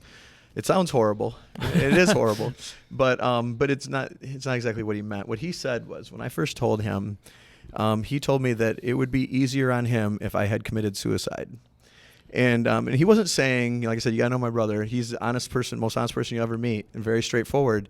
And he wasn't saying, go kill yourself and this will be better. He was saying that this is more difficult for me to accept than if you had killed yourself. Right. So he's saying that's how hard this is. And my youngest brother, I expected him, he's very open-minded. He has other transgender friends, and he has a very diverse group of people he associates with. So I really thought for him, it wouldn't be a big deal at all. But it was still really, really hard for him because of who I am in his life. They're both younger brothers. Yeah, and my youngest brother. And what are they? Were they physical and they follow in your footsteps a little bit too? All three of us wrestled and played sports, and so they were similar that way. But it was just like I guess seeing your older brother come out as transgender, and it was different. And now they're awesome. They are huge supporters. They have my back no matter what. And the same brother that made the suicide comment, he also shortly after that I got outed to the entire side of my mom's family, which is a very big family and very close knit. One of my brother's wife got drunk at a wedding and spilled the beans to one of my cousins, and she has kind of a big mouth, and it didn't take long, and the whole family knew. And so after about a week of doing the rounds, my mom was made aware of it, and I basically just sent a big email to the entire family explaining everything, saying, yep, it's true. But my brother, when he was over visiting with some of the aunts and uncles, he told anybody that if anybody makes a comment, he was basically going to snap their neck. And so he always had my back. There you go. That's cool. That defines having your back, I think. Yep. And you don't have much of a relationship with your dad? My dad, it's... honestly, I probably have the closest relationship out of the three of us, but my dad, he wasn't, like I said, we grew up poor white trash. He was an alcoholic. He said some mean things to me growing up. He was never physically abusive. Well, by the time I was in my mid-teens, he wouldn't have been able to. We weren't, I've powerlifted for all these years and broke all these records and stuff. He's never seen me compete. He'll sit in the bar and, brag about, how awesome his kid was, but he was never there for any of that. He in all my football games, he came to one half of one football game, and he would complain anytime he had to drop us off or pick us up from practices because that cut into his bar time. And ironically enough, now he doesn't drink that much anymore. My parents are separated. I see him like twice a year. I go up and usually visit him in the summertime. And we go canoeing with me and my boys, and actually my time with him now is very pleasant. And then I'll see him again at Christmas time. I usually make it a point to go see him. I knew he always loved me, and my dad had his own issues, and surprisingly, when I told him, and actually he was the one I told last, and just recently, actually, it was just a conversation that I really didn't want to have with my father, and He actually was very, very cool about it. For about 30 minutes, he kind of tried to talk me out of it. Like this was like a bad life choice, you know? There's a debate going on. Yeah, and it was Hey, just son, we've all been there. Yeah, it's kind of like he's like, well, a lot of people feel certain ways, and things. And I was just like, Dad, this has been going on since I was a little kid. This isn't going to change. Yeah, this didn't just happen. But then he just kind of like shrugged his shoulders and said, well, don't let that stop you from coming to see me. He's like, I still want you in my life. Oh, that's awesome. Yeah, That's great. It was surprising actually, but it was actually really cool. How are your boys? Awesome. I mean, they are so supportive, and so I'm really, really fortunate to have 3 amazing young men. They're 13, 15, and 17. I told them when they were 2, 4, and 6. I'm a very big believer in honesty and openness, and so I didn't feel it was right to keep it from them. And I had talked about it with their mother, and she was very against me telling them. She thought, it's going to mess them up. And I said, no. I said, what's going to mess them up is if I lie to them for all these years, right, and at some point they find out, they're going to feel betrayed. Right. Why didn't you tell us about this? And then by hiding it, I'm admitting that it's something to be shameful about and something that's wrong. And I didn't feel that way. So I look, I'm going to be open and honest with them. And the very first time they met Janae, I'll never forget, because like I said, they were it was shortly after I told them, and they were 2, 4, and 6. And so I was in the master bedroom getting ready, and I told them, what was going on, and I just left the door open. There, 2, 4, and 6-year-olds are running in, running out, a million miles an hour. And the whole time I'm getting ready, so then I get all done, and my oldest son walks up to me and looks at me and he says, "Wow, you look like a girl. A really, really big girl." and then I just chuckled, and he went back to playing. The awesome thing about them finding out at such a young age was they weren't taught that these things were wrong. They didn't have bias or the prejudice that the rest of us grew up with. And like I said, by the time I was 5 or 6, I knew how this would be received. Even though I didn't understand a whole lot, I knew that it wasn't going to be good if people found out. Well, they didn't have those bias, so they've grown up like understanding that people are different, and that it's okay to be different, and it doesn't make you anybody else than who you are.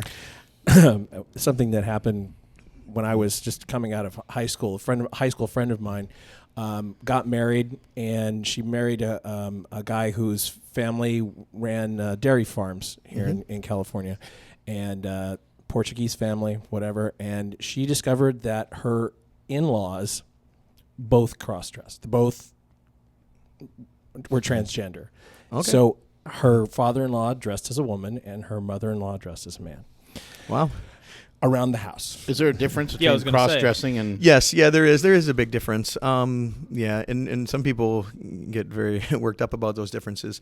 But, and like I said, and it's more of a spectrum than it is specific categories. Right. Someone may identify as a cross-dresser, and they may not mean exactly the same thing that another person that identifies as a cross-dresser is. But when I was first trying to figure things out, I went to a few support groups, and I went to some for transgender people, and I went to some for cross-dressers.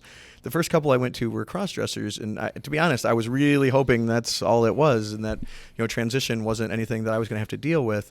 But I realized right away with the cross-dressers, it was more about the dressing up, and they were more like, I guess the best way to say it is those feelings weren't as deep and as strong, and they didn't. Vast majority of them had no desire to transition or anything like that. Now, sometimes transgender people start out by identifying as a cross-dresser first, and then kind of letting yourself admit to what you can deal with at that time, and then progress. Yeah. There's a joke in the transgender community. What's the difference between a cross-dresser and a transsexual? 3 years. Yeah. And so it's but there is definitely people who identify as cross-dressers, and that's all it ever is for them. And when I was there, they were more like just guys of all different sorts that liked dressing up, and for whatever reason that was enjoyable for them. But I realized right away after a meeting or two, I'm like, I don't really identify with these people. What I have going on is a lot different than what they have going on, and not that one's right or wrong. No, not one's better or worse. It's just they're just different. Just what it is. Yeah, and Eddie Izzard.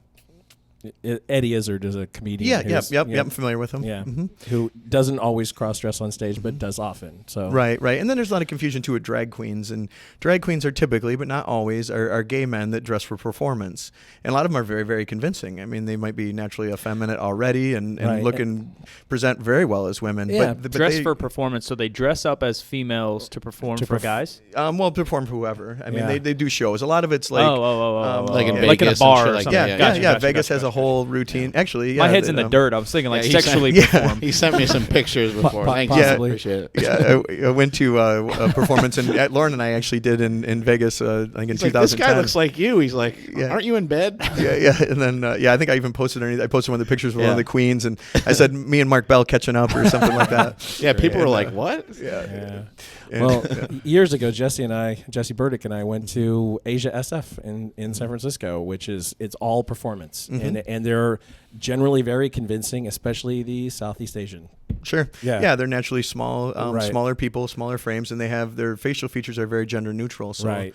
Yeah. On the flip side of that, one of my wife's friends got married a few years ago, and her bridesmaids were all guys in camp drag. And they were all gay guys in camp drag. They were all wow. beards and stuff. So Just for fun. Yeah, just for fun. Yeah, and that like I said, and all the different variations. I mean, none of them are better or worse, or none of them are more important than another one. They're all Right. just different things, and like I said, it goes back to the whole spectrum. I mean, as people, we're so much more complex, and there's so much more to us than simply saying, "Oh, you're a boy and you're supposed to be masculine. You're a girl and you're supposed to be feminine." The reality of it is, we're infinitely complex, and people, if they're not allowed to be who they are, it causes a lot of negative things to happen. Right. Let's see. I got so we're already over the hump here, right? And so what is it like now? Like I know that you've been doing it sort of your whole life, but it's been secretive and those sorts of things. What's the transition like? Trying to be a girl, like just sitting down in, let's say, like a dress and not having your balls hang out. Yeah. Well, the thing is, Not having your legs open. For I should me, say. I can't speak of what it's like for anyone else. For me, it's very comfortable. It's very natural. I think we talked about this a little bit earlier too, that I had to learn how to be a guy in a lot of ways. Like I said, I was naturally competitive, and I was comfortable in guy circles because I was, wanted to be the alpha male. So that was my role, and I knew what I had to do and knew what was expected of me. But in dating and relationships, I was completely lost. And for a person who doesn't feel that way, it's hard to understand. Like, what do you mean? You just, you do what you're supposed to do, but those things are very instinctual, and I had none of those instincts. I barely dated in high school. I barely dated in the Marines. I didn't have a serious long-term relationship until I was in college, and it was because I didn't know how to be the male. I didn't know how to play that role, and it would come time to be intimate, and I wouldn't know what to do or how to do it or how to initiate things, and I would get incredibly uncomfortable. I remember being in the Marines and just being so frustrated. The more attracted I was to the person, the worse it was. And I dated this girl who used to model, and she was drop dead gorgeous and also a total bitch, but which I would soon find out. It kind But of comes with the territory. she, like, I was really attracted to her, and I couldn't kiss her. Like, I would get so nervous and so terrified, and my body would literally freeze up. And I remember driving away from her dorm and just being like, what is wrong with me? Like, why can't I do this? And I'm like, gosh, I guess I'm just shy around girls. But anyone who met me or knows me at all, I'm not a shy person. I'm very social and very outgoing.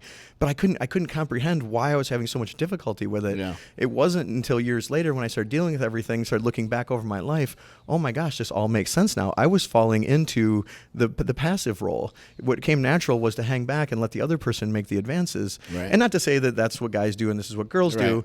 but for me, that's how it worked. And it just made things very, very difficult. So now, like, transitioning into living as a woman more of the time, it's very easy. It's very comfortable. Those things come natural to me. Like, I don't really have to think about things or focus on things. That's what I had to do as a guy in a lot of ways was, okay, what am I supposed to do here? What's expected of me? How do I need to act? And I was constantly suppressing things. The boy's mom, she would sometimes get mad at me if I would do something feminine or make a mannerism or something. Right. And she'd be like, don't do that, and this and that. And I'd be like, oh, Jesus. But so my whole life I was always, trying, conscious of being a man and acting manly, whereas a woman, it just all comes natural. And not to say, like, I'm probably not the most feminine girl in the world. Right. But that stuff definitely comes more natural and easy, and especially as far as the role in the relationships. I've dated some bisexual women, and that worked very, very well for me, especially when they wanted to play the more, I don't want to say dominant, but maybe the more aggressive role. So yeah, that kind of What stuff just about comes like natural. clothes and stuff like that? That was a lot of trial and error. Very difficult at first, and still difficult now. I mean, don't take any offense to this, but it looks like you've gotten better at being a girl just by your photos, like especially on Instagram. Sure. If you look back from the beginning, It looks like Yeah. you've gotten better It's at like it. anything else, and the way I liken it to is like being a teenage girl. You look at any girl when they first start, when they're 13 and they're doing their makeup, it doesn't look so good. Right. And then it's a skill. It's something you learn. It's something you practice. And Well, it's and, different if your mom doesn't like help you along the way, or dad, no, or whoever I doesn't had help no, you yeah, along the way. I had no mentors, but Yeah. like anything else I'm interested in, I went out and bought tons of books. YouTube, there's tons of great YouTube tutorials, and so like anything else, I worked really hard at it to get better, and I'm glad you noticed the improvement. And Hey now. but yeah, it's something you learn, but it's something I really enjoy too. I mean, I'm not gonna lie, like getting dressed up and makeup, I mean, they're things that make me really happy and feels comfortable.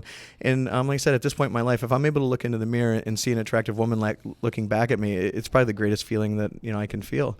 It's like finally seeing who I've always felt on the inside. At the very first time that I dressed up and looked halfway decent, I'll never forget it. It was like a surreal moment.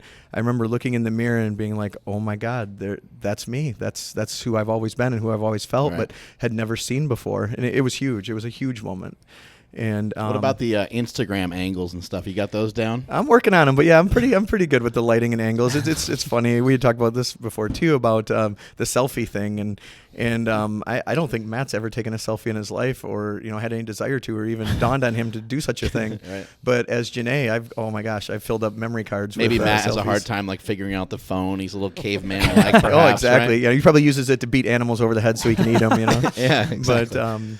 But yeah, it's it's funny from a woman's perspective. There's so many little things that are different, and like I said, those things come very naturally to me. And what about like eating? Like, so when I interviewed you, like the list of food that you ate was insane. And now, like, if sitting down as a female in front of other people and eating, Well, like people are like, holy fuck, that girl can eat. Yeah, well, the funny thing is that's another back to these social rules and Right. and stuff like that. And that was something that was very awkward for me at first. As a guy, you can shovel your face full and no one's going to think two things about it. But as a girl, you're expected Let out to a be giant ass burp and maybe a fart to go with it. and somebody probably laughed. Make some more room. But yeah, but as a woman, they're very much judged much more harshly on all those things, and you're expected to still look, feminine and dainty and pretty while you're, trying to stuff a big salad in your face, but yeah, I'll just have a salad, dressing on the side. Yeah, well, even as things, women are self-conscious about how much they eat in front of people because of how people view that. It's horrible. All the, I mean, that's the funny thing too about when people want to talk about transition being a choice. It is much, much more difficult being a woman in our society than it is a male. Yeah, I agree. And why anybody would want to jump sides for fun is beyond me. But Yeah, what about the shoes? A lot of choices with shoes, right? just oh my gosh, if you saw my closet. The thing is with shoes for women, they're not just, like for guys, you just throw on a shoe. You might like a certain pair of sneakers, but you're throwing on what's comfortable and what feels good. For women, it's a fashion statement, and it even can be a social statement, depending on what brands and stuff women are judged on, what brand of purse they carry, what shoes they wear, and what designer clothes they have. And, Girls walking around the grocery store with Lululemon on just to prove they work out. Yeah, and It seems it's all very stressful. Yeah. I think it goes both ways. It's much, and women are so ripped off on clothes. They're so much more expensive, and Right. bridesmaid dresses. A guy can just rent a tux for a wedding. A woman's got to drop hundreds of dollars. But it's like a double-edged sword, and it's much more complicated. It's much more expensive. You got to update your wardrobe every year, every season. Everything changes. But it also gives you a lot more options, and for people that enjoy it, and I do, it's fun to be able to express yourself in a lot of different ways with different outfits, and be able to flatter your build, and by figuring out what works for you and what doesn't. So it's nice to have the more options, and it's much more enjoyable. But also there's a lot more pressure, and a lot more social status and stuff are determined by how you dress and how you present yourself. Yeah, talk about being expensive. Do you have two wardrobes then? Matt kind of has obviously one from before, I maybe do, now. And I then, do, and Janae's wardrobe has vastly outgrown Matt's. Matt's is primarily t-shirts and jeans, and Janae has lots of cute stuff that's always growing. Yeah. And If you wear like a tank top and basketball shorts as Janae, you'll look like a lesbian. I have no comment. You'll be shopping at Trader Joe's wearing a flannel before we know it. I hope we're reaching some people out there. Yeah, it's okay. It's okay. Our people know that I'm an idiot.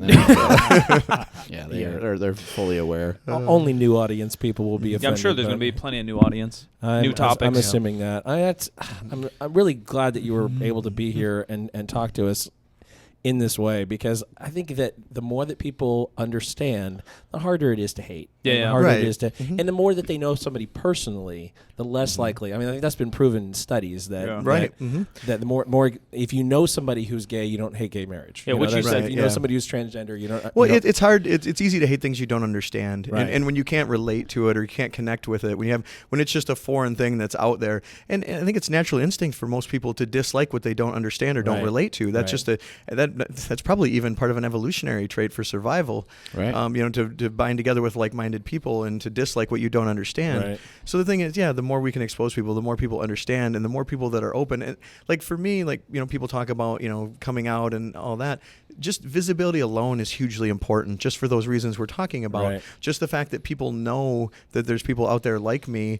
Like I said, you wouldn't believe the number of messages I've received from guys who are into bodybuilding, powerlifting, and strength sports that also feel like I do. And they're all telling me that, oh my gosh, thank you so much. I had no idea there was anyone else like me. I don't think that they even have to have those feelings to identify, because a lot of people feel uncomfortable in their own skin for a variety of different sure. reasons, and it's the same kind of, it's not exactly the same issue, but the feelings are very much the same. Yeah. Oh, and you know what? I've received messages like that too. People saying, it's not the same thing, but I've struggled with this or that and feeling different. And that's like in a lot of ways I would describe how I felt in the tough times in my life. My whole time growing up, I felt like I was, a freak, that I was broken, that I was unlovable. I describe it as feeling like a square peg in a world of round holes, like I didn't belong, and there was nowhere for me to fit in. And I think there's a lot of people that can relate to those feelings, and going through rough times where you're pretending like everything's okay. I mean, there were years I would drive to work every morning with tears running down my face, like wondering, how am I ever going to do this? How am I going to make my life work? And I didn't see any answers. And but then, you walk into work with a smile on your face and say good morning to everybody and act like everything's cool, and no one has any idea what you're going through. Right. Was it harder as a kid or harder as a teenager or as an adult? Like where has so far it been the hardest? As a kid, I just buried it down so much. I mean, it was a constant struggle, but I dealt with it so much less, so I was able to push it in the back of my mind and not deal with it. So that's how I survived then, was just not facing it. And then the hardest part was when I first really opened up with it and decided to deal with it 100% and say, let's figure this thing out, and figure out who I am. That was such a difficult process. And after coming out of my first marriage, that's when I hit the darkest times, because I thought, I'm like, Probably looking at like this, in your late 20s or so? early 30s. Okay. I was looking, I'm like, how is anyone ever going to love me? How am I ever going to find someone who will want to be with me for the rest of my life? And Right. just looking at it from an objective viewpoint, I didn't see that being a possibility. And it was a horrible feeling. To feel like you're unlovable. Right. I think a lot of people feel that way, despite your complicated situation. There's people that feel like they're too fat, they feel like they're too this, they're too that. They can't make ends meet. They can't find a good job. They can't support their family. They feel inadequate. So there's a lot of people that feel a similar way, but maybe possibly for different reasons. Oh, for sure, yeah, and there's a host of reasons, but like you said, it might be appearance, and Right. and they haven't achieved what they were supposed to, or they don't live up to the expectations of their parents, or whatever it may be. Maybe they don't compare to one of their siblings, but for whatever reason, yeah, it's a similar feeling of being a failure in life and not being happy and not seeing any solution to your problems. That's when things are the hardest, when you don't see. It's one thing to know you have issues, but you have a path and you know where you need to go, and that's how I feel now. I've got a lot of stuff to deal with, and I know the path in front of me is not going to be easy at all, but I know that if I walk that path, that things are going to turn out all right. And the hard times were when I didn't see a path at all, and there was nowhere. I felt like there was nowhere to go. Yeah. Interesting. Fucking very interesting. I think you cleared a lot of things up for us. You guys have any other questions? No, just thanks for coming on. The quote or something you said earlier, just about you being confident, making everyone else around you more confident with the situation. I grew up in a pretty liberal community, but this is still so foreign to me, and it's cool to have a public figure like you kind of spreading the good message and just spreading positivity. It's kind of what we're all about here is whatever you like to do. If you like to do fucking marathons, we like to powerlift, but whatever it is, do positive and get after it. Thank you. Yeah, and I feel fortunate now to be in this position and have this opportunity to try to have a positive impact, try to help people that are like me and educate people that aren't like me. And I'm going to do the best I can to make the most of that, and hopefully we can change some minds and and as cliche as it sounds, help make the world a better place. Hell yeah. Shit, one more question. Oh, I'm leaving. I'm hungry. Yeah. Fuck you, Mark. You've been a boy your whole life, a man your whole life. Are you scared to go through with the surgery? I have been at times, but honestly now it's excitement more than anything. To know like that all this stuff is out there that you've desired. I mean, desire is kind of the wrong word, but that would make you feel like the person you think you're supposed to be, and that would make you feel comfortable in your own skin.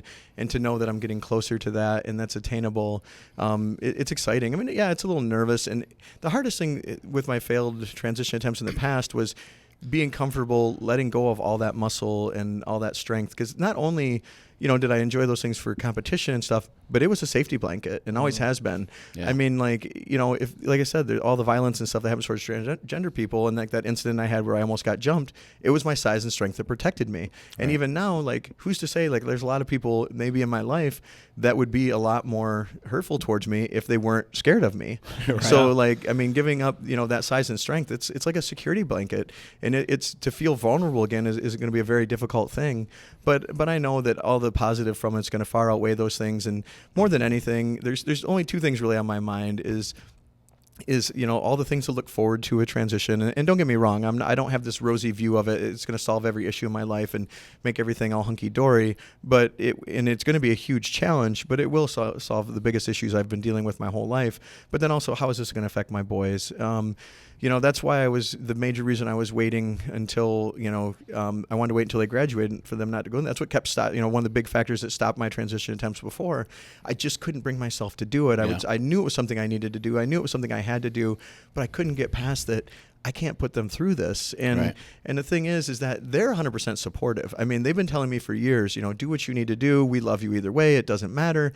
And granted, they might not fully comprehend how difficult this is going to be, and that's a concern of mine too.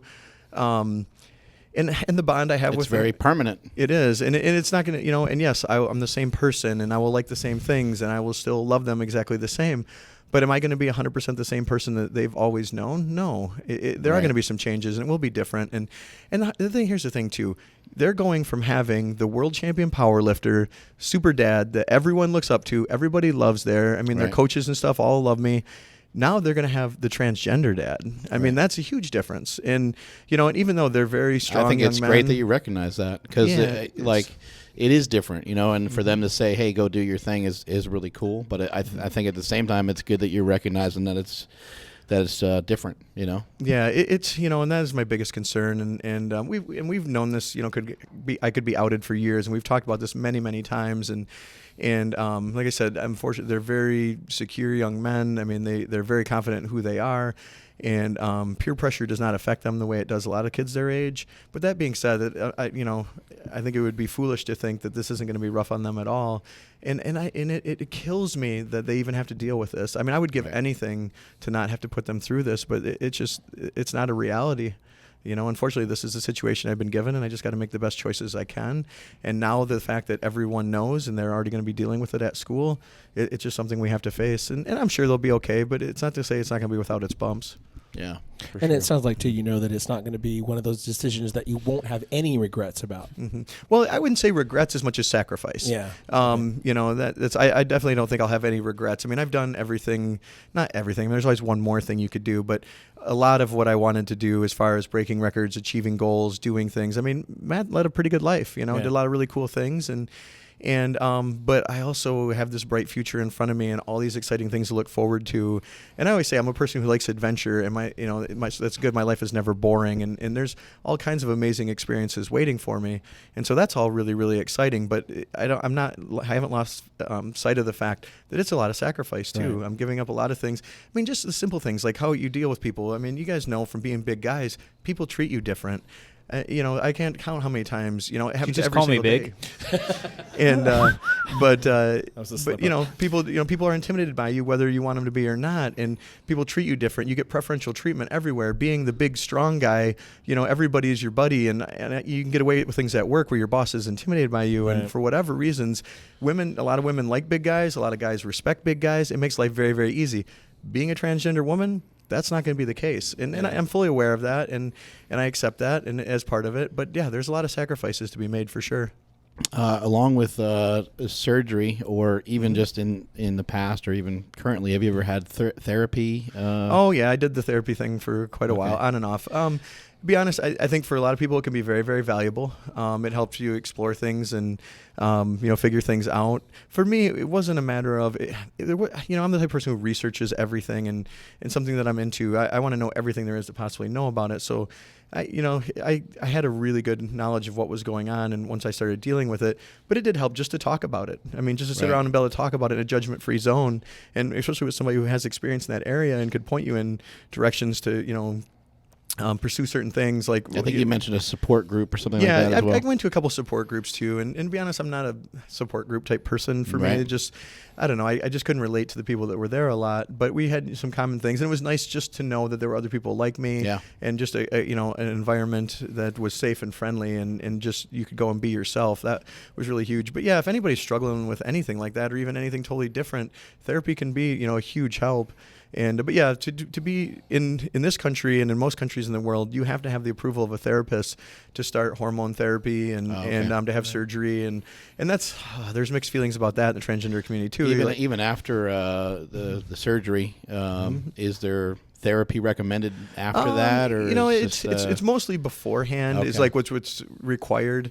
You have to have a therapist and a doctor sign off before you start hormone therapy, and to have the SRS or the GRS, gender reassignment surgery, and which it mixed feelings about. Okay, you're a grown adult, and then you're having to seek approval to do your body with what you want to do, and so some people find that absurd and insulting, and I can relate to that. It's kind of insulting for me to have to go to a therapist and explain explain myself why I should be able to take female hormones if I want to. And then granted, and the other problem with that is too, people that are poor, which a lot of transgender people are because they struggle with employment and discrimination. Then you have to shell out money for a therapist so you can start hormones, and you have to pay for doctor visits to get on hormones. Right. It's much easier to get on the internet and order your estrogen and everything online. Well, now the problem is you have all kinds of people on estrogen therapy and doing stuff on their own with no medical supervision.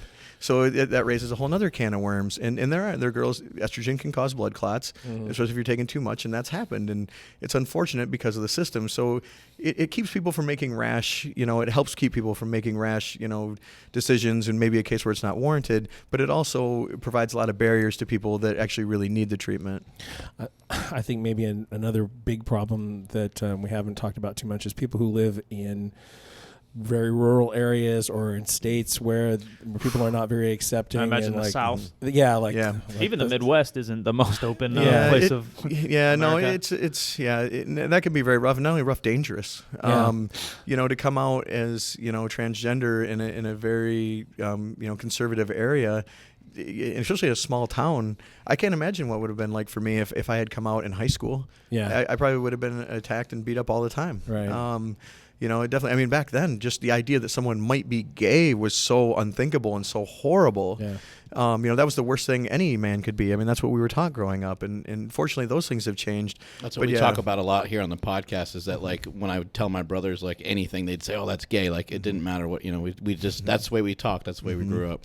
Yeah, and you still see that even with my boys. And that's one of the things I stress to them. I said, guys, I get it. I realize that you don't mean to be derogative when you're saying that, but you have to think, okay, for that gay person, when you're using that term in a negative way, what are you implying? Right. You're implying that it's a bad thing to be. Right. How would you like it if someone said, my son's name is Garrett. If that's so Garrett, that's so Garrett, right.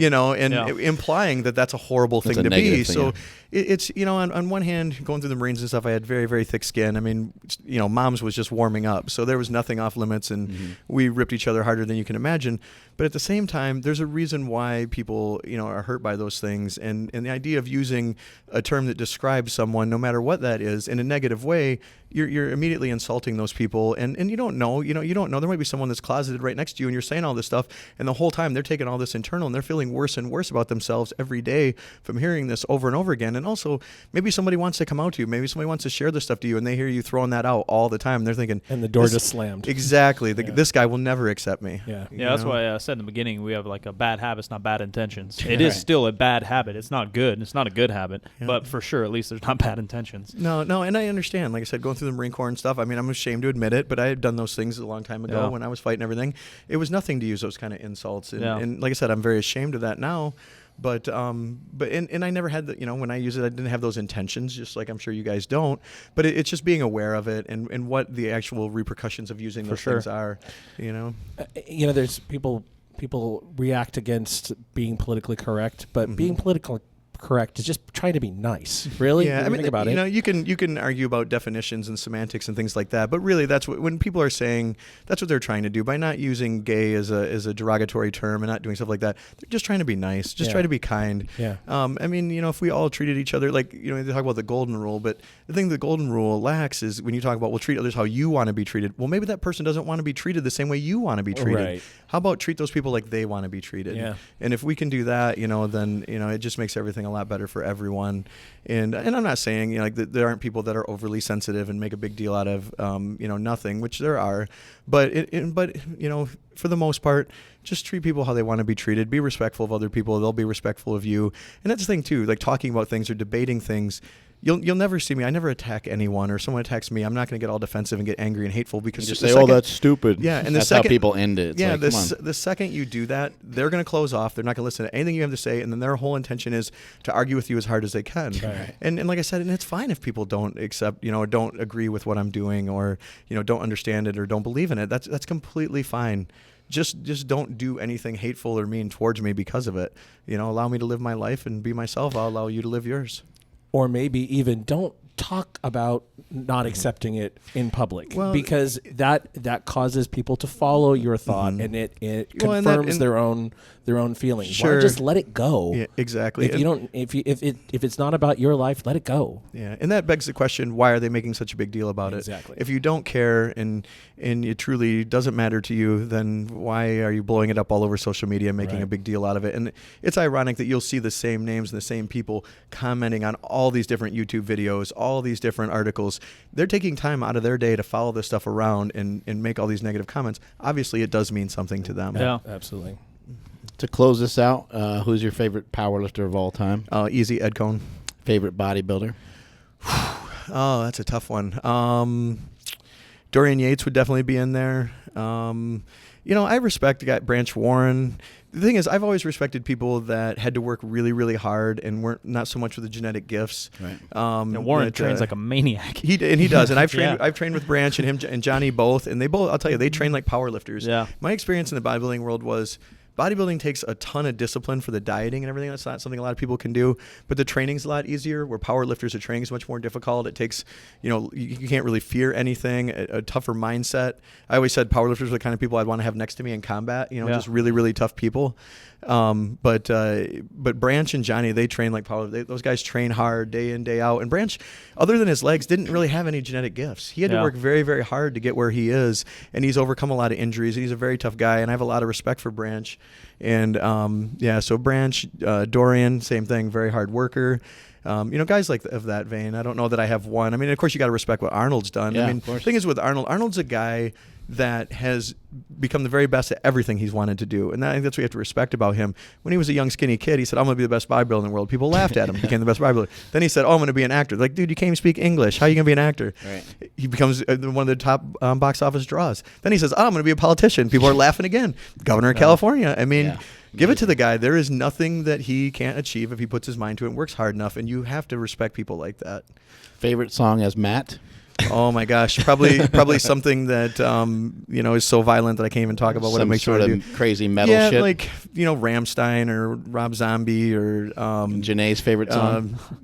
Well, there's a few more from Marilyn Manson. Okay. You know, something along that vein. Janae, oh my god. What does Janae listen to cruising down the street when she's in a good mood? A couple odd artists that you probably never heard of. There's one called Eddie. She's a girl from the Netherlands. Beautiful voice, deep lyrics. She's actually an artist now living in New York and doesn't sing anymore, which is a shame. Another girl called Phil Dell. They're very deep. I mean, it's a much different style of music, but I prefer things that make you think. And that's actually, I'm a big Marilyn Manson fan because of a lot of his writing. People don't realize he's an excellent songwriter, and a lot of it has a lot more meaning to it than people think. And it's not, you know, the Satanists that kill everybody and the world kind of thing. But yeah, so stuff like that, and definitely different. I mean, but then, you know, not to say that Janae doesn't like some metal when she's in the gym too, you know? Right. Well, awesome, man. I really appreciate you coming on. You're somebody I've known for and respected for a long time. Probably have known you for about a decade or so, and really appreciate you coming on. You're somebody that I looked up to even before I knew you, before I ever met you. And then we were both sponsored by Elite a long time back. We run into each other all the time at the Olympia, at the Arnold. And if you're attracted to me, you know, at one of these shows, and I think it's the opposite, but that's okay. Squeeze my butt or something. You know, I'm not. You know, it's not a big deal.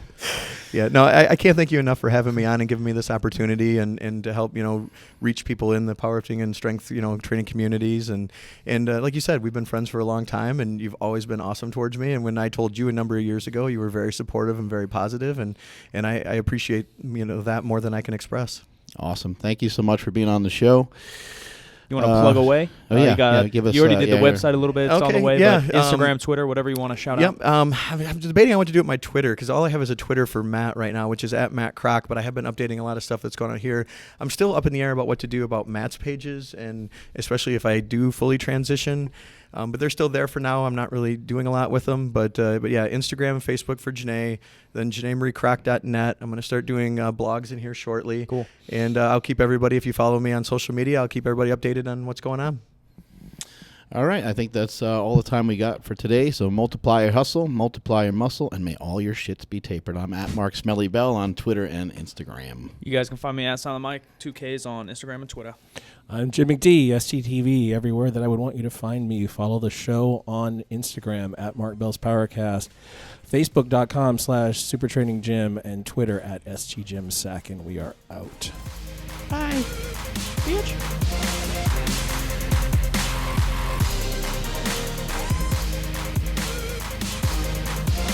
Mark Bell's PowerCast is a production of SuperTraining.com.